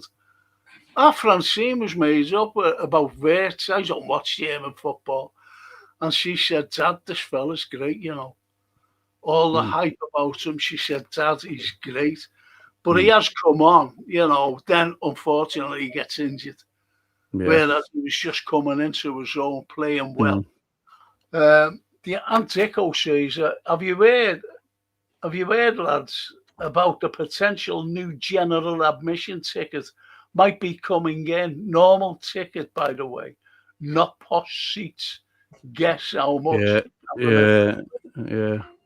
100 odd quid, ain't it? And the Pat says, can we all just agree that no matter what players we have, Slot would find the right tactics and system to muck it up? And look, do you know what the mad thing is? Yeah, most Liverpool fans I've listened to on podcast channels, in live chats on social media, are all saying the same thing. So we can't all be wrong. Do you know what I mean? It's a fundamental issue with what he's trying to do this season, and I don't get it. I really don't. I look at, like, we still got a midfield of McAllister, Gravenberch, Szoboszlai. You got Wirtz in there now. You got Ekitike in there. You got Frimpong, Kirkhead who can give you unbelievable pace and running ability from fullbacks. You still got Virgil and Konate. Look, we leak goals for fun, Frank. Would you say Konate and Virgil are shit? No. Or are we just putting him in a situation where it makes them look bad? Yep. Do you know what I mean? It's the system. It's the fucking system. You know, we can't get away from the system. You put Virgil and Konate in Arsenal system, yeah? They never concede a goal. You know, everyone talks about how good Arsenal are defending with Saliba and Gabriel. Put Konate and Virgil in that same situation, the way Arsenal play. Arsenal probably haven't conceded a goal now. Do you know what I mean? They're that good. That Konate and Virgil are that good. Konate winds me up occasionally because he does fucking moronic things out of nowhere. But as centre backs, they're really good, and Virgil's one of the best I've ever seen. So, but we can see goals. And I'm telling you that now. And him and Alan Hansen are probably the two guys for me in my lifetime that I would say as a parent, yeah. But as a centre half, what Virgil is, no one better than him. And I'm going through the years. But as you said, Hansen and Lawrenson, they were the best pairing ever. Yeah.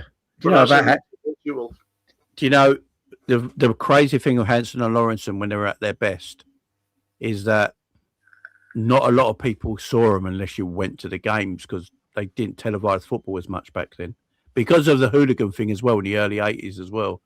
Yeah. They decided not to show football on telly as much. So you had to go to games. And like my dad would tell me he would go and see like Hansen Lawrence and he'd talk about Hansen and say, not only is he a defender, he's a quality footballer. He said he saw him goal once. He got the ball in his own defensive third and just ran to the other goal, just taking players on, dribbling past them, scoring screamers. But you wouldn't see it because it weren't televised. But well, you mentioned before about Mo and that. And I said to our Francine, I said, look at these three, Salah, Mane and Bobby. I said, because you'll never see another three like these fellas again. No, they were ridiculous, weren't they? No. It was to beat them. It was better than them. They were incredible players. They were the best in Europe as a three, weren't they? Oh, of course. Even Pep Guardiola was scared of them. Yeah. Pep was scared of that front three. Everyone's seen that clip when Pep's talking about him and it ain't even a Liverpool game. It's half time in another Man City game. And he just starts talking about, because we're playing them next in the Champions League, weren't they? And they went, Firmino, Salah and Mane scared the hell out of me. I'm like, that's how good they were. They got one of the best coaches talking like that. Exactly. You remember when Slot left and Pep said, I've lost me mate. Yeah, more or less my starting partner is the only one. I said this. Do you know what it is, Frank? Batman always needs a Joker. Yeah. All right. Batman always needs a Joker. I think Pep, when he was at Bayern Munich when Klopp was at Dortmund and when he was at City and Klopp was at Liverpool, I think he brought the best out of each. They brought the best out of each other. For me, Jurgen Klopp was the best attacking coach I've ever seen. Brilliant. From an attacking point of view. Pep might be the greatest coach I've ever seen through a whole tactical point of view, from goalkeeper to everything he does. And when you put them two together, they're getting the best out of each other. They're one up each other year after year. And I think Pep misses that now. Because who's Pep got?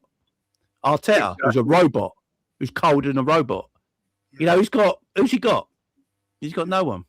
I think Pep misses Klopp as much as Liverpool fans miss Jurgen. Of course he does. What about Lind? Just let me say this. And it's Antico. Matt targeted left back for Middlesbrough, who Newcastle sold to them, has just scored a hat-trick. This tall player. And the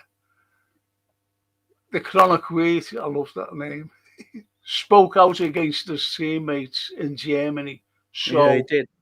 Bollocks as well. Yeah.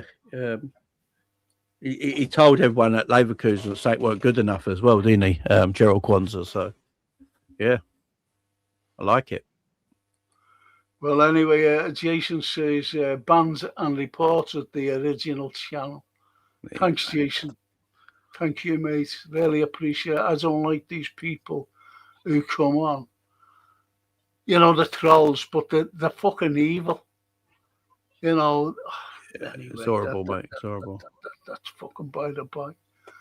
That's by the by. Antico says if Arsenal get to the quarter-final next season, they will bring in new general admission tickets.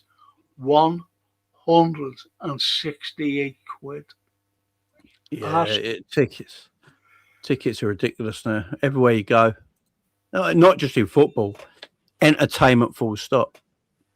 Entertainment. It costs about £100 to go to the cinema now. Do you know? I mean, everything is super expensive now, isn't it? Everything. Everything. Jamie, it's just ridiculous. Tomorrow night, mate. What about tomorrow before we end? I've been saying this the last few weeks. Apart from the City game, I got wrong. Although I think we played very well in that City game. I think I can't blame totally for that City game because Alisson doing what Alisson did was just silly and, there's a few mistakes. But I actually thought we played well against City. We should have battered them, in my opinion. We've been winning games we should beat. We should be beating the West Hams and things like that. We should beat Wolves. I'm actually more concerned about the FA Cup game on Friday against Wolves again than I am tomorrow. I think we'll win tomorrow. I don't think it'll be an easy game because Wolves are playing with a bit more freedom now because they sort of understand their fate. So they're we'll just play a bit of freedom now. So they're actually performing quite well.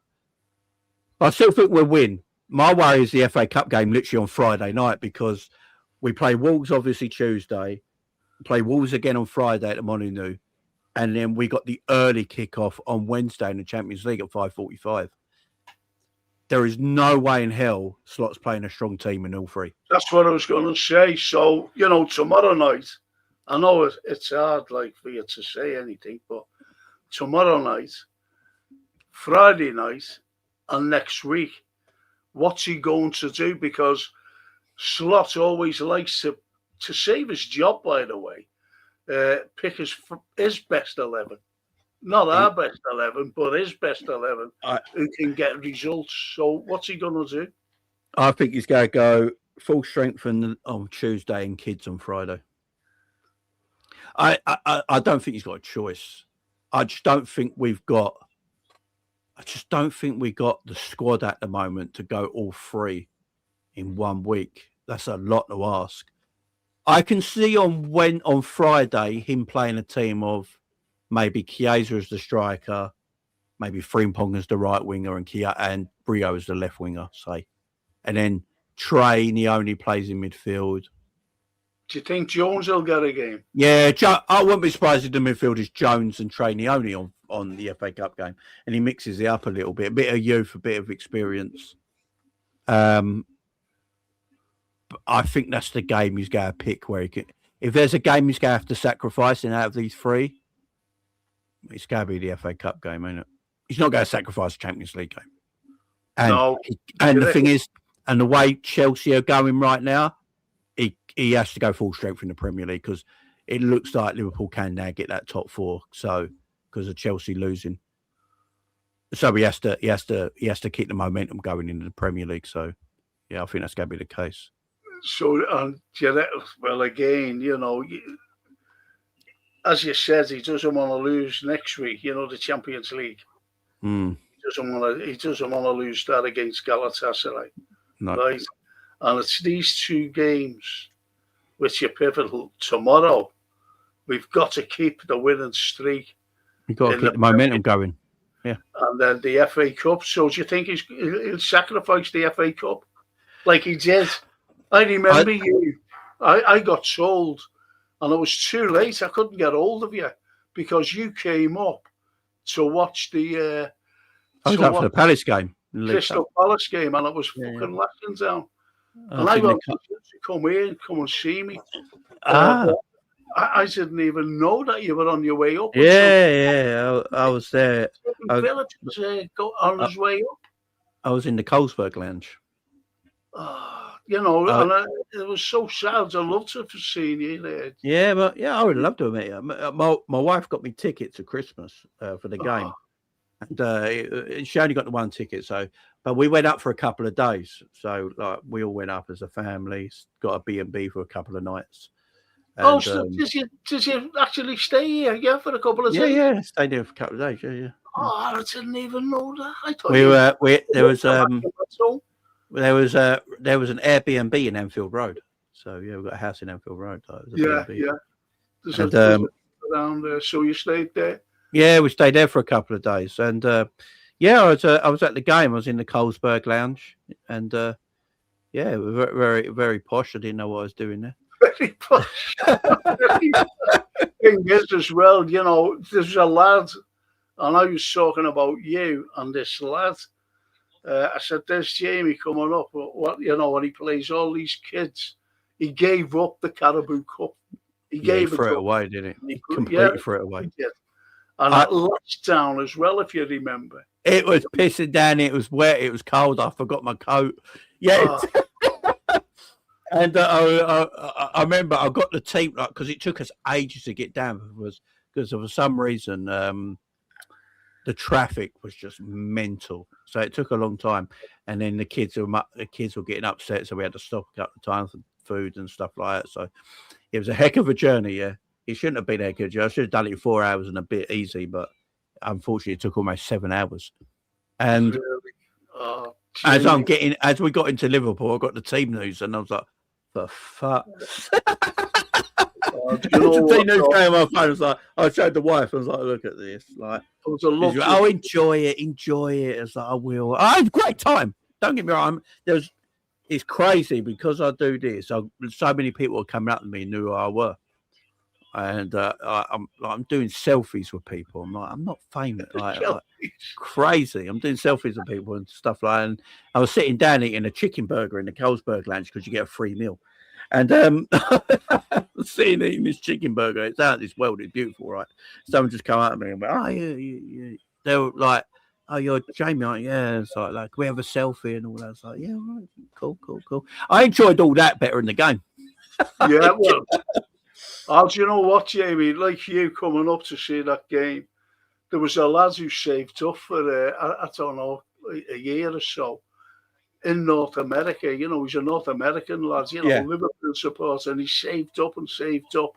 And he finally got a ticket to go to that game, and he came over. And this is what I was saying. And I feel so sorry for Jamie Phillips coming up to watch that, and he threw it away. And a lad all the way from North America who flew over, gets his little ticket, and he's made up to watch Liverpool Football Club for the first time that he supported as a kid. And look what happened. And this is all because of what Slot did. You know, he threw away that Caribou Cup. He threw it. Yeah, I think sometimes you've got to remember the people that have paid a lot of money to come and watch that game. It was sold out. It was completely it was. Stadium was completely sold out. Everyone's there, and then you see the team sheet, and you're like, when everyone saw the team sheet in the stadium, everyone's was just like, no, like I know we're not been good this season in the league and all that, but you know, cups are important, trophies are important to Liverpool and to anyone, and it should be for anyone. And look, I didn't understand what he did in the League Cup. I thought that League Cup game was the perfect game to try and get some momentum again and put a strong side out there. I get it that we had all these games coming up very quickly and he wanted to benefit from it, but we didn't benefit from it, did we? It actually made us worse. So yes. I can understand if he goes a little weaker in the FA Cup, and I think we all understand because the free game, and they're all away. Like we're not at home for any of them. So you're in Wolves on Tuesday up to Friday, and then you've got the early kickoff at 5:45 against Galatasaray. So from Friday, you go back to your hotel, train on Saturday, have a few days off. And then you got to fly out to Turkey on the Tuesday. So for the early game Wednesday. So he probably won't have much choice but to rotate on Friday. I'm not going to blame him for that if the worst comes to worst. But if we lose the FA Cup game, but we win this game and we win the Champions League game, I'm probably all right with it. Well, I think Rio will be playing his first full game. Definitely. I think he'll get his first full game in one of the games. I don't know which one. Most probably, it'll be against. So tomorrow, tomorrow. On Friday. Yeah, tomorrow. Gomez, Kanate, Virgil, Ekitike. Ekitike. I was saying Ekitike. Kirkes, right? Allison in goal. Midfield's going to be McAllister, Szoboszlai, and Gravenberch. The front line is going to be Ekitike, Salah, and Cody Gakpo. That's going to be the 11. Exactly the same that played against West Ham. Yes, I agree there. But I think young Rio will get his first game on Friday. I really do. And whether he suffers whether he throws the FA Cup under the buses, I just don't know. I don't know what this fucking fella does. It's like what Chronic Weed says. And who implements the system? Slap it. And that's the thing. This is why I get annoyed when everyone blames everyone else for, like, everyone. A lot of people that have got, let's face it, hands in Liverpool pockets, so they don't want to say anything bad, right? We haven't. We're just independent fans talking, right? But a lot of people have hands in pockets, so they apparently can't say what they really want to say. But at the end of the day, you can slag all the players off. You can do all this. You can have a go at Richard Hughes and Mark Edwards. You can do all that. At the end of the day, there is one guy that runs everything, and he's the manager is your face of your football club. Yeah, he's the one who talks to the press. He's the one who puts their face out there. He's the one who sets up systems, sets up everything. And that's the thing that's fucking up right now. But we talk around it because he won the league last year. And someone might have been beautiful one year, get plastic surgery and look like a dog the next. Do I want to be with a dog? Do you know? Do you know what I mean? Be honest, it's just Jamie. I keep saying this, mate. I know you're a friend and everything, but I keep saying he never won us the league. It was most. Well, you know, I mean, he was the guy. Yeah, I know, but this is what they say. You know, he's like, I call him the Ringo Starr of football. He didn't. Yeah, I know what you mean. The Beatles would have been the Beatles without Ringo. Yeah. Exactly. Very, very lucky. What is that famous line John Lennon said? Someone asked him once, "Is Ringo the best drummer in the world?" And John Lennon said, "He's not even the best. He's not even the best drummer in the Beatles." Not even the best. This is Jürgen the Slot, you know. And here's a question for you, and it's for you, Jamie. Would you take Bowen on the cheap if the go down? I've spoke about Jarrod Bowen for years now. I think he's a good player, man. The problem with Jarrod Bowen, he's got that death contract at West Ham, ain't he? So he's married to Danny Dyer's daughter. He ain't going nowhere, man. He's signed that death warrant, man. He's staying at West Ham. I like him though. I think Liverpool need someone like that on their bench. If Bowen was on our bench, do you know what? Bowen would fight, man, coming on. You're going to get 100% fight from Bowen if he came on, yeah. Do you know what else I like? We could buy him back. Harry Wilson's a free in the summer. Harry Wilson, yeah, Fulham. He's a free in the summer. Yeah. You telling me Harry Wilson couldn't do a job off the bench for Liverpool next year? Yes. He's good, Harry Wilson. He was good when he was with us. Yeah, I think a Bowen or a Harry Wilson, right? I think Liverpool sometimes forget about them players. You need them kind of options off the bench. A Bowen off the bench or a Harry Wilson off the bench. They're talented players, but what they're also going to give you is 100% fight when they come on. Same as Harvey Elliott, as you mentioned before. Yeah, give you 100%. That's why Harvey was such a good impact player, because he gave you fight when he came on. And he's tactically a very good player as well, Harvey, but he hasn't got that physicality or pace. That just lets Harvey's game down. But you bring him on for 20, 25 minutes, Harvey's going to do a job. He's going to fight. Do you remember the PSG game over there? Yeah. You brought him on 15 minutes ago. He ran the game for 15 minutes. He was excellent. Gets the winning goal.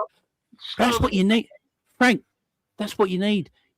Not every single player in your team has to be world class. No. Yeah, you need fighters. You need fighters. You mightn't agree with this, but I was asked when I was on that LFC TV, who's been Liverpool's best player, throughout the generations. And I said, well, the likes of King Kenny, I said, he had 10 other world-class players around him, including the goalkeeper, Ray Clements. I said, so he had 10 great world-class players, and they were, every one of them, they were brilliant. Yeah. I said, but Steven Gerrard, I said, he had no one. And he was dragging Liverpool left, right and centre. No world-class players around him. He was the only world-class player. So I say that Steven Gerrard is the best player Liverpool have ever had.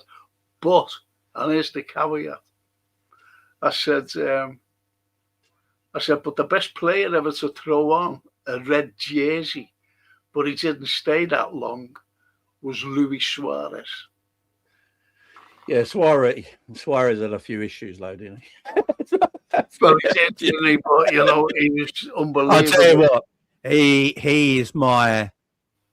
I've said this time and time again, and I'm a big fan of original Ronaldo, Brazilian Ronaldo, R9, yeah.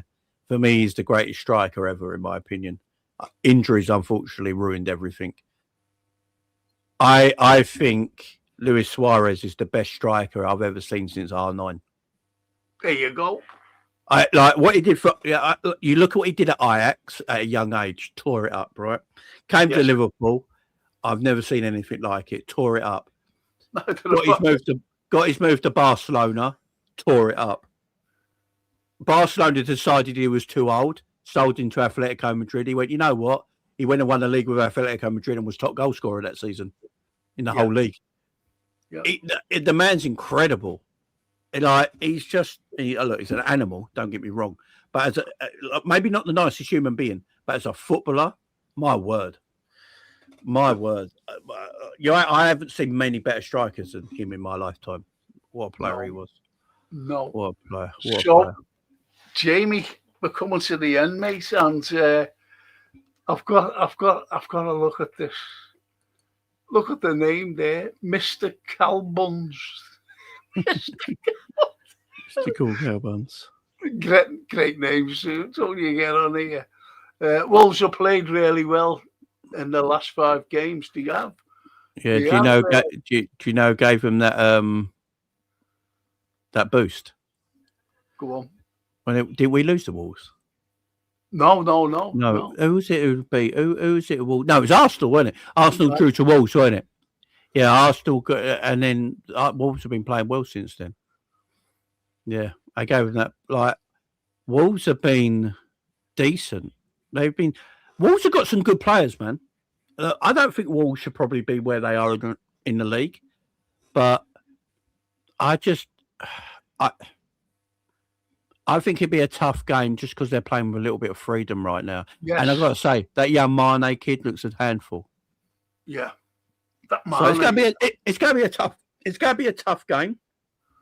But I think they're going to just leave a few gaps defensively that Ekitike can, because he's got his goal again. He's back in the goals again.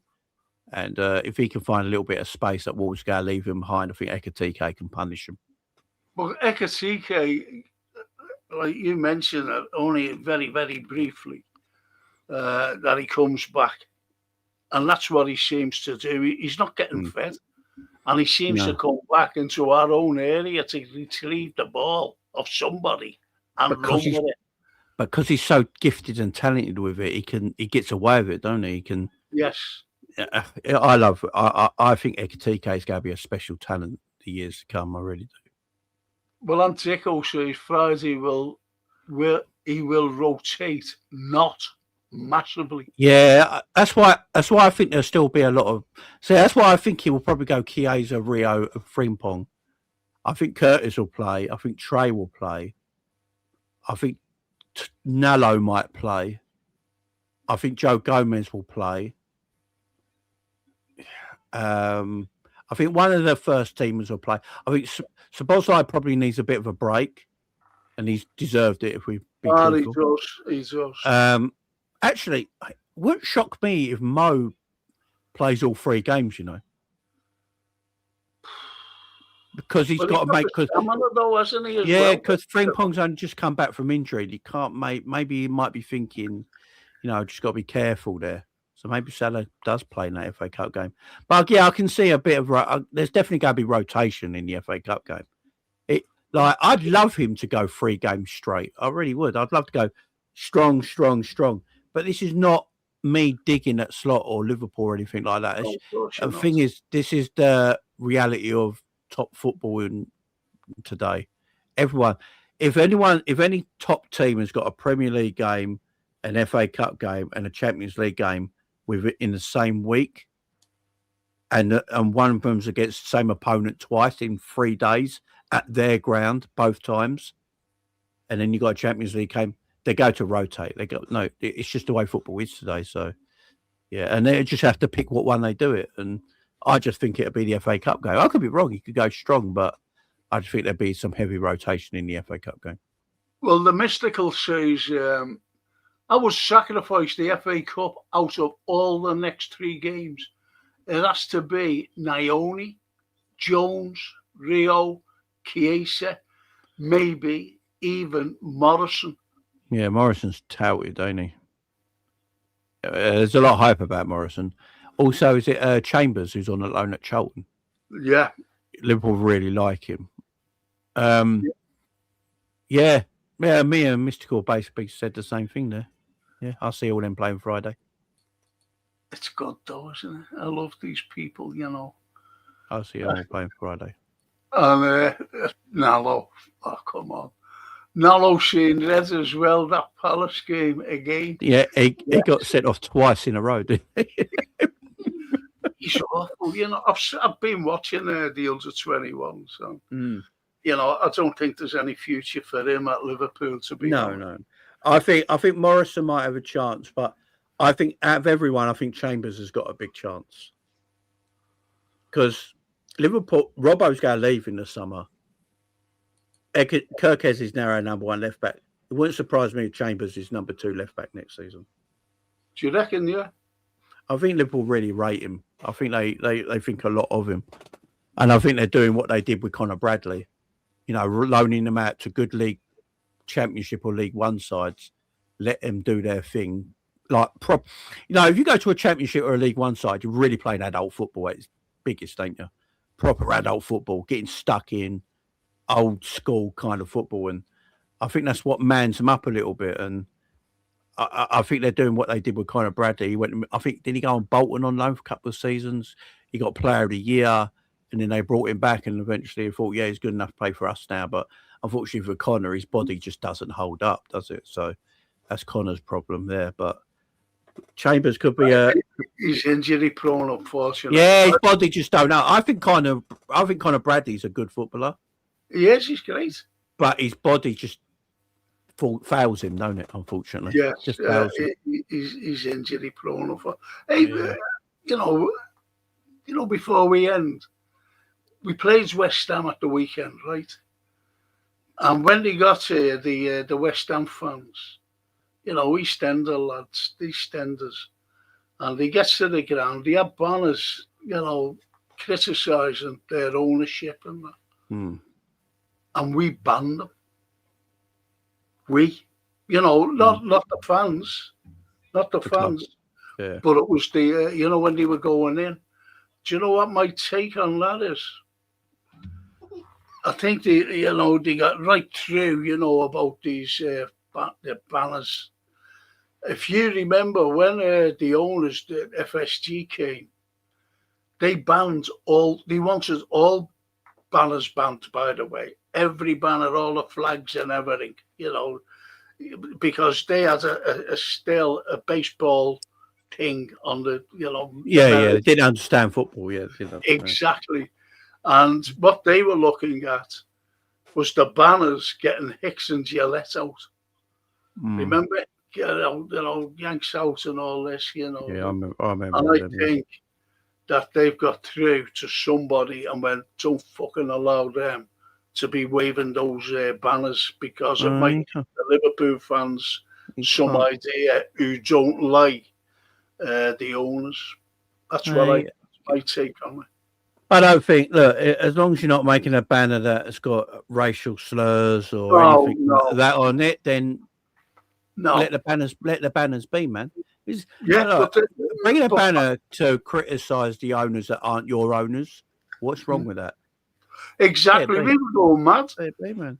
We went mad at that. Just let it be, man. Just let it be. It's just That's just what their lads, you know, the EastEnders are saying, what are you fucking doing with our team here? Yeah, just let them be, man. Anyway. But look, Frank, I've got to pop off because I've got to get kids. Yeah, when are you on again, Jamie? I mean, live? I'll be doing my watch along tomorrow and my match preview as well before the game. So yeah, I'll be live all tomorrow night, man. I'll be live all tomorrow night. All right, Jamie. What can I say? Yeah, my man. Yeah, my man. Big up the chat as well. Chat's excellent. Big up everyone in chat. Great conversation, and we all might not agree in that, but we all support the same club, and we always one love. So much love to everyone. Jamie, if you're ever free, you know, there's always a link sent to you. You know, it's always there. So if you're ever, you know, I'm on and you're not doing anything, just come on. I always go out at 7 o'clock. You know, with football shows. Yeah. Okay, mate. See you later, guys. Big up chat. I'll see you all later. Much love, Frank. See you later, man.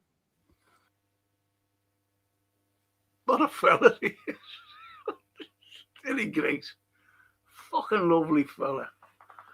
Jamie. Really lovely fella. Oh, has Barry gone? And a question for him as well. Jamie, what's your gut feeling about Slot at the end of the season? Stay or go? We want him gone. I do know that, honestly. And the droopy dog. Even if Frank and chat, oh, you're fucking late, aren't you?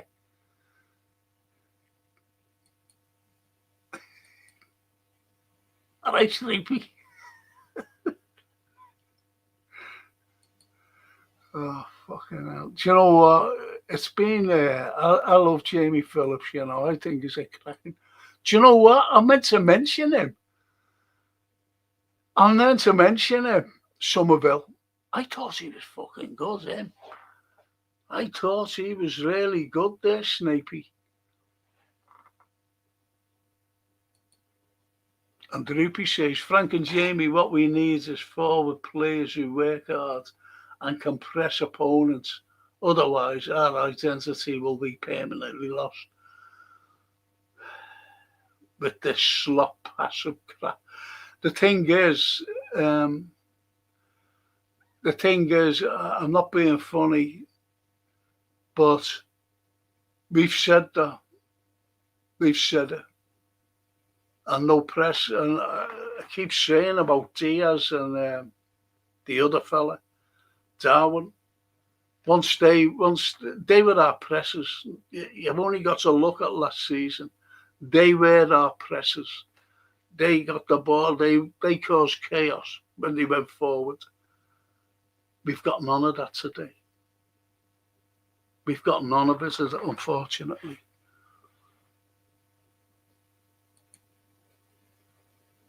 And Noel McQuaid. Frank, pleasure listening to you as usual, but that lad, Paul, what's the problem? League Tuesday Cup Friday, early kickoff. What is the problem? Seriously.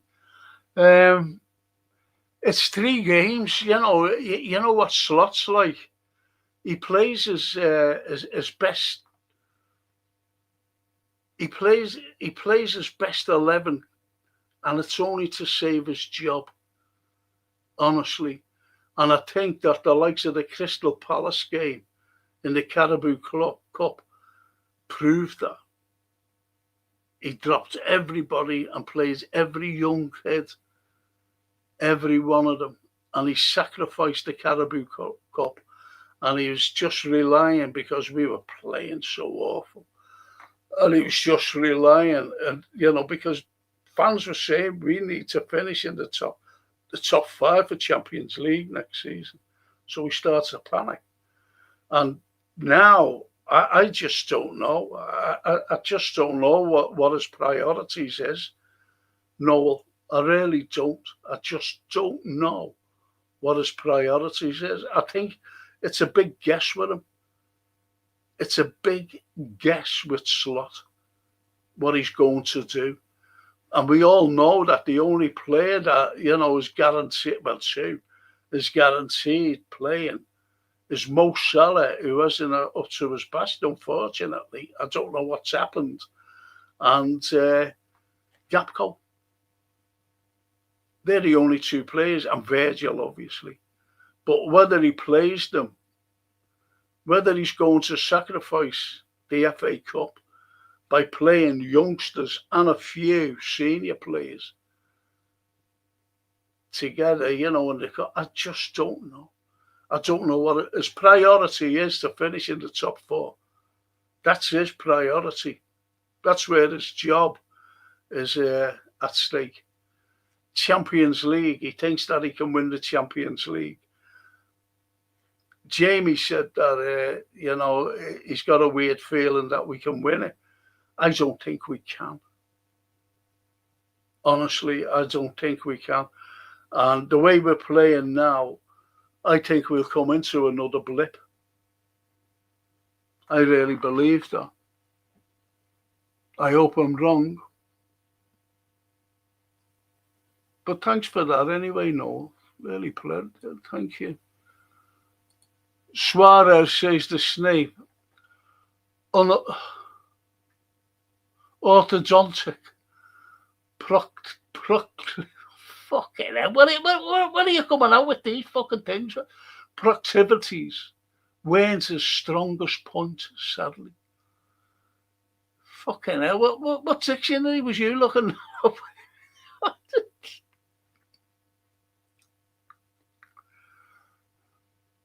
Anyway, Alexa, Suarez goal versus Newcastle, taking that pass from Enrique was fucking brilliant. Absolutely. When he lobbed it over the lads and I just hit it in. Fucking hell. But he scored some goals. I wish I could have gone down and read more. I'm awfully sorry because that's, you know that I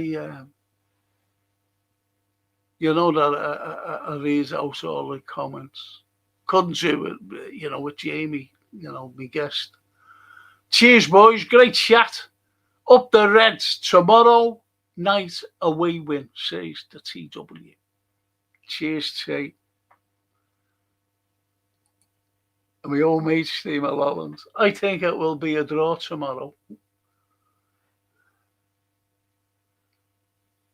And the Droopy. See you, TW. And Jason says me. Night, all. Thanks to our mods. Hopefully, Nutbuster has had his nuts busted. Both profiles banned and reported. Cheers, mate. That's great. That's great. That'll be Joanna and you. Hello, Snapey. Yeah, it's me, Barry. Kindred spirit.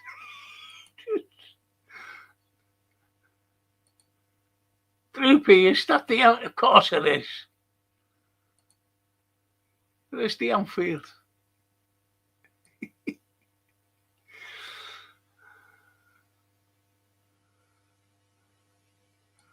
Fucking Dorman are we, Barry?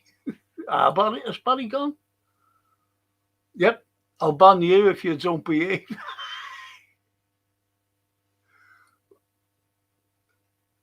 Very easily. That Francine's gone. Good night, France. Thanks.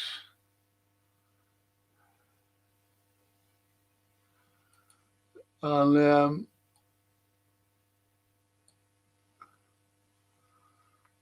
Frank, great show. I only caught 5 minutes of it, says the Droop.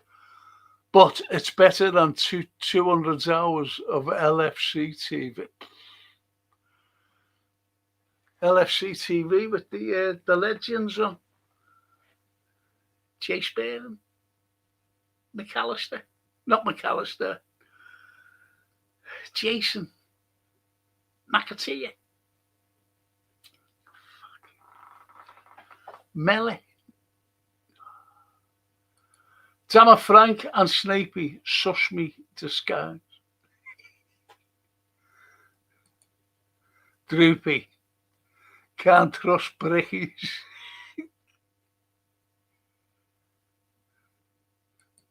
Frankie G and Neil Mellow and Press. When it was against Man United, wasn't it? When Diaz scored. Oh, what a goal! What a goal! Do you mean that one? What a goal! Fuck off. That was it, wasn't it? Fuck off, Neil. See you tomorrow, Fab again. Did you want me for something, says Barry Aldridge. No? No?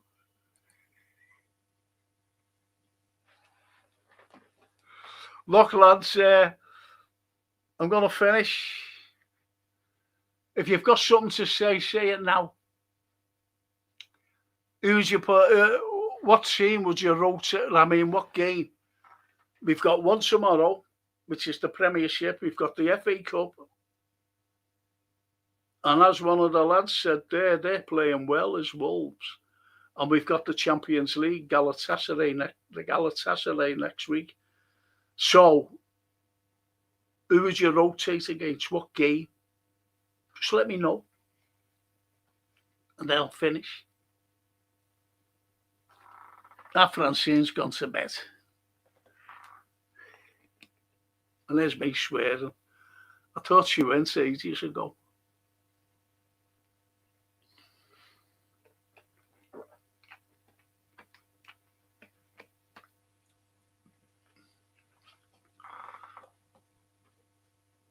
And the Snape says, 3-1 tomorrow. Wolves' bubble will be burst tomorrow.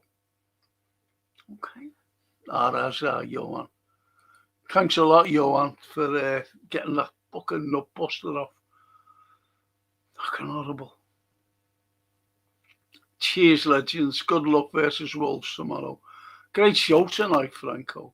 Apologies I didn't comment much. Was busy blocking Nutbuster and his various aliases. Wolves are horrible. You should win tomorrow. Thank you. Says Johan. Christopher's still with us. Like Frank and everyone, up the title winning Reds. And on the history shows, up the history winning Reds. History, lads. And Barry says, FA Cup, mashed potato in goal, Robbo, left back, Gomez, centre back, Nione, Jones, Frimpong, Rio, Salah, Fed. Yeah, that's a good. I don't know, has he fucking tried that Nione, in a full game? I think Rio will get his full game in the FA Cup. I really do. A full game, and we'll see how good he is. In a full game, that is. And as Jamie Phillips said before, there's younger lads who've just been put in and they've done great.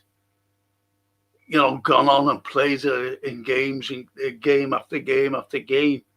And we go back to the likes of Michael Owen, Steven Gerrard, Robbie Fowler, Stevie McManaman, all these lads, all given, know what I mean? But he won't give this young kid a go, unfortunately. But it's the way it is. And on that note, I'll leave you all. I'm going to watch a film now. I'll tell you the film to watch if you're doing nothing now, you're going to relax. I watched it on YouTube, and it's a cracking film. I seen it when it first came out. And it's Nicole Kidman. I like Nicole. I think she's great. And Sean Penn. Sean Penn's a great actor, but fuck me, he goes over to Zelensky, didn't he? A fucking arsehole. He said he had as an Oscar. And I thought, you fucking idiot. So I went off him on that. But this film is called The Interpreter. If you're seeing us on YouTube, it's on, watch it. It's a cracking film. It really is a good film. When I first seen it, I thought it was a good film, and I watched it again. And it is. It's a cracking little film. The Interpreter.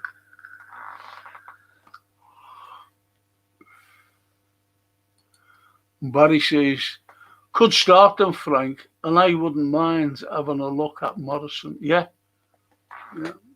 That book you're reading there, I wanted to put in about the Irish, and he said it was too late when I handed in the stuff about the Irish. And it was shocking, they didn't want to put in the slave trade for some reason. So I disassociated myself with that book. But our Sophia said, I'll read it, Granddad. I said, well, the lad's bringing it back. I said, he's bringing it back. So our little Sophia will read it, she said. As I said, it's just lying here. Oh, fuck. And on that note, I'm going to finish. Just got to say a big thank you to Jamie Phillips. Oh, do you know what? I've got to say a big thank you to Gap Painting Services, who sponsors all my pods. The fully time served, these lads. Get them in. Don't struggle trying to decorate. They're fully insured, just in case something goes wrong. Also, look at if you're an NHS worker, if you're an elderly couple or an elderly person on your own, you get a special discount. Get them in, please don't struggle. The first class. And if you don't fit into the categories, just get them in and say, give us a price without any obligation whatsoever. That's Gap Painting Services.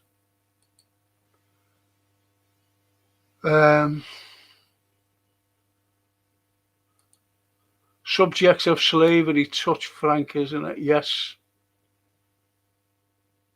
I'll give you something when you come up, Barry, when you visit me again, and I'll think you'll like it. In fact, I know you will. Just bear with me on this. I'll give you one of these. It's a paper I had to do at uni. He said, we want you to do a project, This is when I was at uni studying. And everybody has to do something, so I made a newspaper. I'll give you one of the things. The paper itself. Just bear with me on this. The goods, actually. Fucking hell, if I can get it out of this fucking thing. It's 4 pages. And that's what it's called. It's all the history of Liverpool. Prince Rupert captures Liverpool for the Cavaliers. The Liverpool news. King John gives the Mersey fishing village its royal charter. You see, and it's got something about the slave trade there. Right at now, where am I? Right at the bottom there.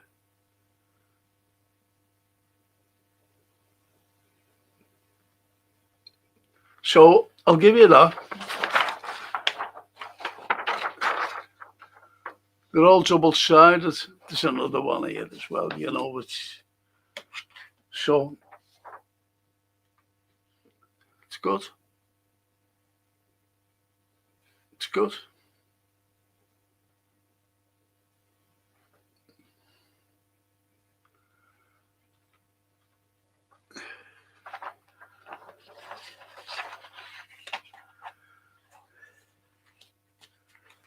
All my students used to get them off me.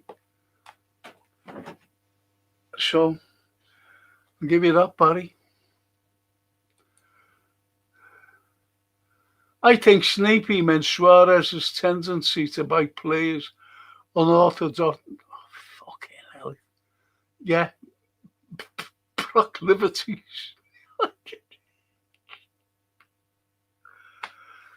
Why didn't he just say it was unorthodox to buy players? So simple. Wow, that's too much, Frank. Are you sure? Yes, Barry. Brilliant, thank you. No problem. You can have that.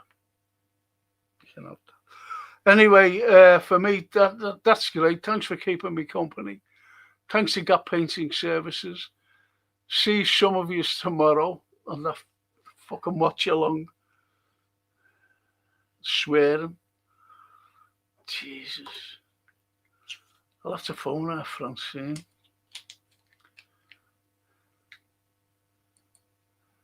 Johan, Barry, better than a trip to Dubai, eh? He's rubbing it in. I'll be having I'm having my history on Wednesday, and I'll be doing a special current affairs on Thursday because Liverpool are playing on Friday. So Thursday is the current affairs, and it'll be all what's going on Iran and America, what they're fucking doing, blowing up a school, targeted young schoolgirls from the age of 7 to 12. And I think about my own granddaughter who's 13 going on 14 in June. Horrible. Fuck.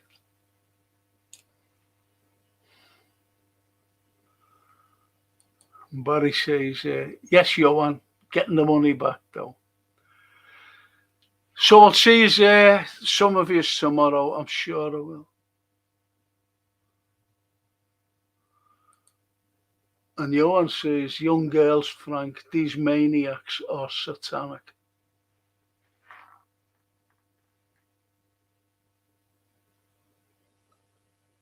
They are satanic. And Rapat says, current affairs going to be really terrible this week. Targeted on a school. Yes. And the kids' gymnasium. Wasn't the gymnastics, where there was some athletes, weren't they, in that gymnasium? And they condemn Iran. And all the propaganda that you're getting, you know, with this regime in Iran, as they say, a regime, and a dictator. This is a dictator, you know, the supreme leader. They call him a dictator. And all the thousands that were murdered by, you know, the Iranian government is a load of fucking bollocks. It's so that it can justify them going into bomb. And we all know. We all know that it's fucking lies. Everything America does is based on lies. You've only got to look at Maduro. They kidnapped him and his wife. And saying that, you know, all these drugs wasn't coming through there, from there. You should look at their own fucking drug thing. Americans. It's fucking shocking. And then they want to take Greenland. They're strangling Cuba. And someone asked that fucking little Rubio, why Cuba?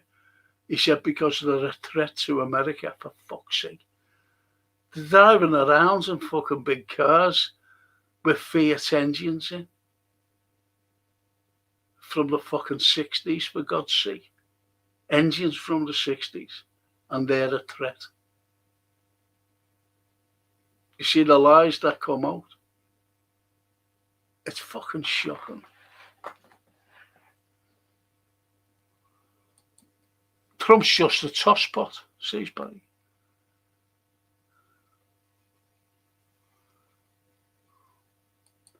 And the Repat says, I believe you're right, Frank. Upwards of 100 young girls so far. So far in caps. Far in caps. Horrifying. But they don't give a toss. They don't give a fuck. There's that fucking Lindsay. That fucking horrible fucking Lindsay fella. Lindsay Graham. And I seen him, just before I came in to do this. And he's laughing.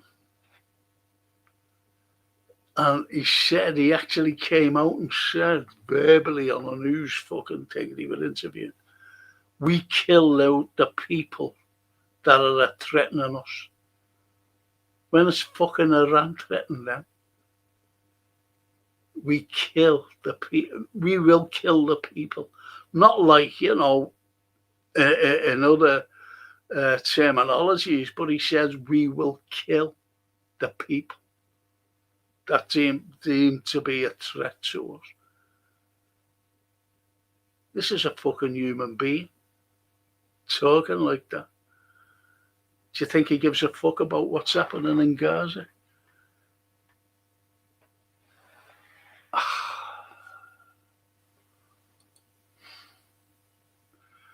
And when he accused Maduro, smuggling drugs, meanwhile he pardoned the real drug, trafficker, from Honduras, makes sense. Yeah, he was in jail, and he was a fucking drug exporter, wasn't he? And he pardoned him. The fucking took him in. You can't make these things up. And Barry says, makes you wonder what the Arab states are thinking, allowing them to keep their planes there. Well, 3 was shot down, weren't they? 3 F-16s or whatever they fucking were, over Kuwait. And Kuwait, what the Americans said, it was friendly fire. It wasn't because they don't want to frighten the American people by saying that it was Iran who was fucking shooting them down, because they can't shoot them down.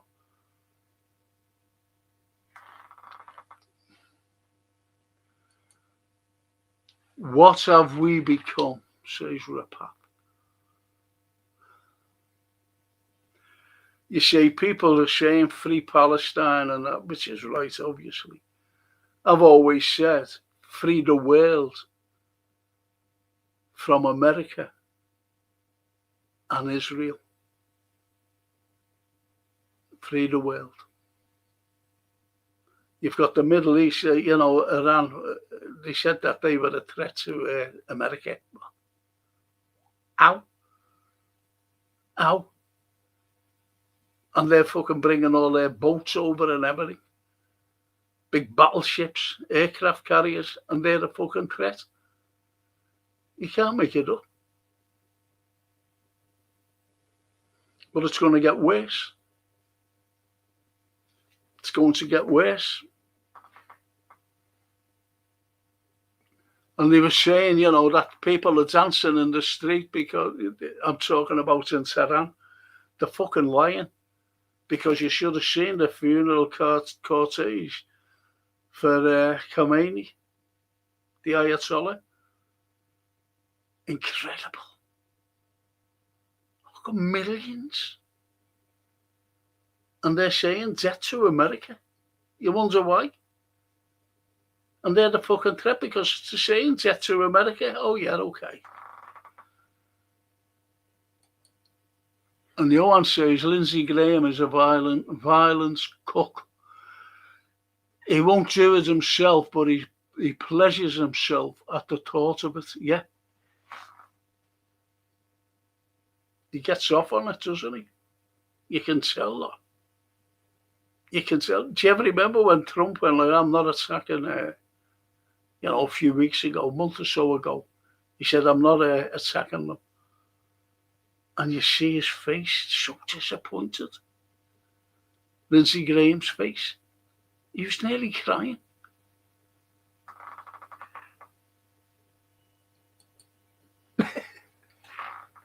Trump has an IQ the same as Mike Door number 2.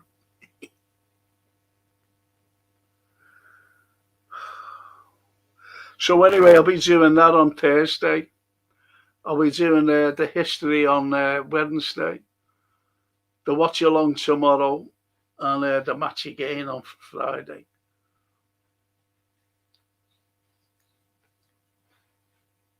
That's it. Thank you for joining me. It's been thank you to Jamie Phillips. He's a lovely man, He's really nice. Got loads of respect for him. Got loads of respect for you as well.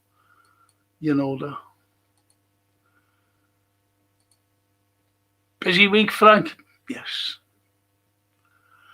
Yeah, I've got to go for injections on Thursday as well.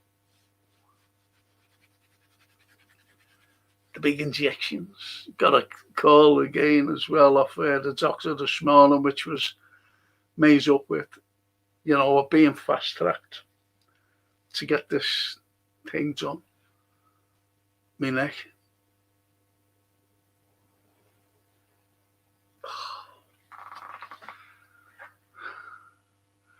And on that note, I'll just say good night, people.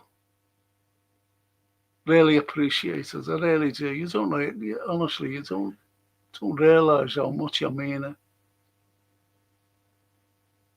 So I'll say good night. Don't forget that film, The Interpreter.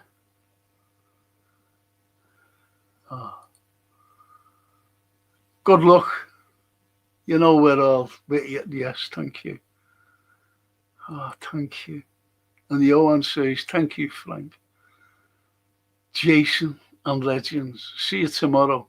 Shout out for our guest, Jamie Phillips. And as always, Gap Patent Services. Cheers, Johan. Thank you so much, mate. Thank you. And gonna go in and have a crisp butty. Crisp.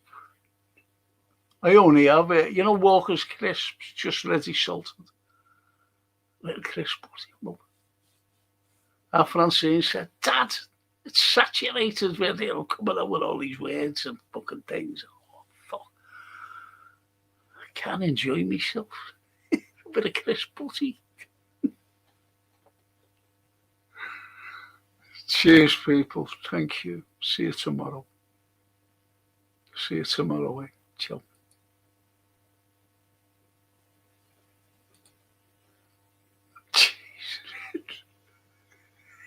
Hello, Sneaky, lay off the carbs, Frank. Hello, fuck it.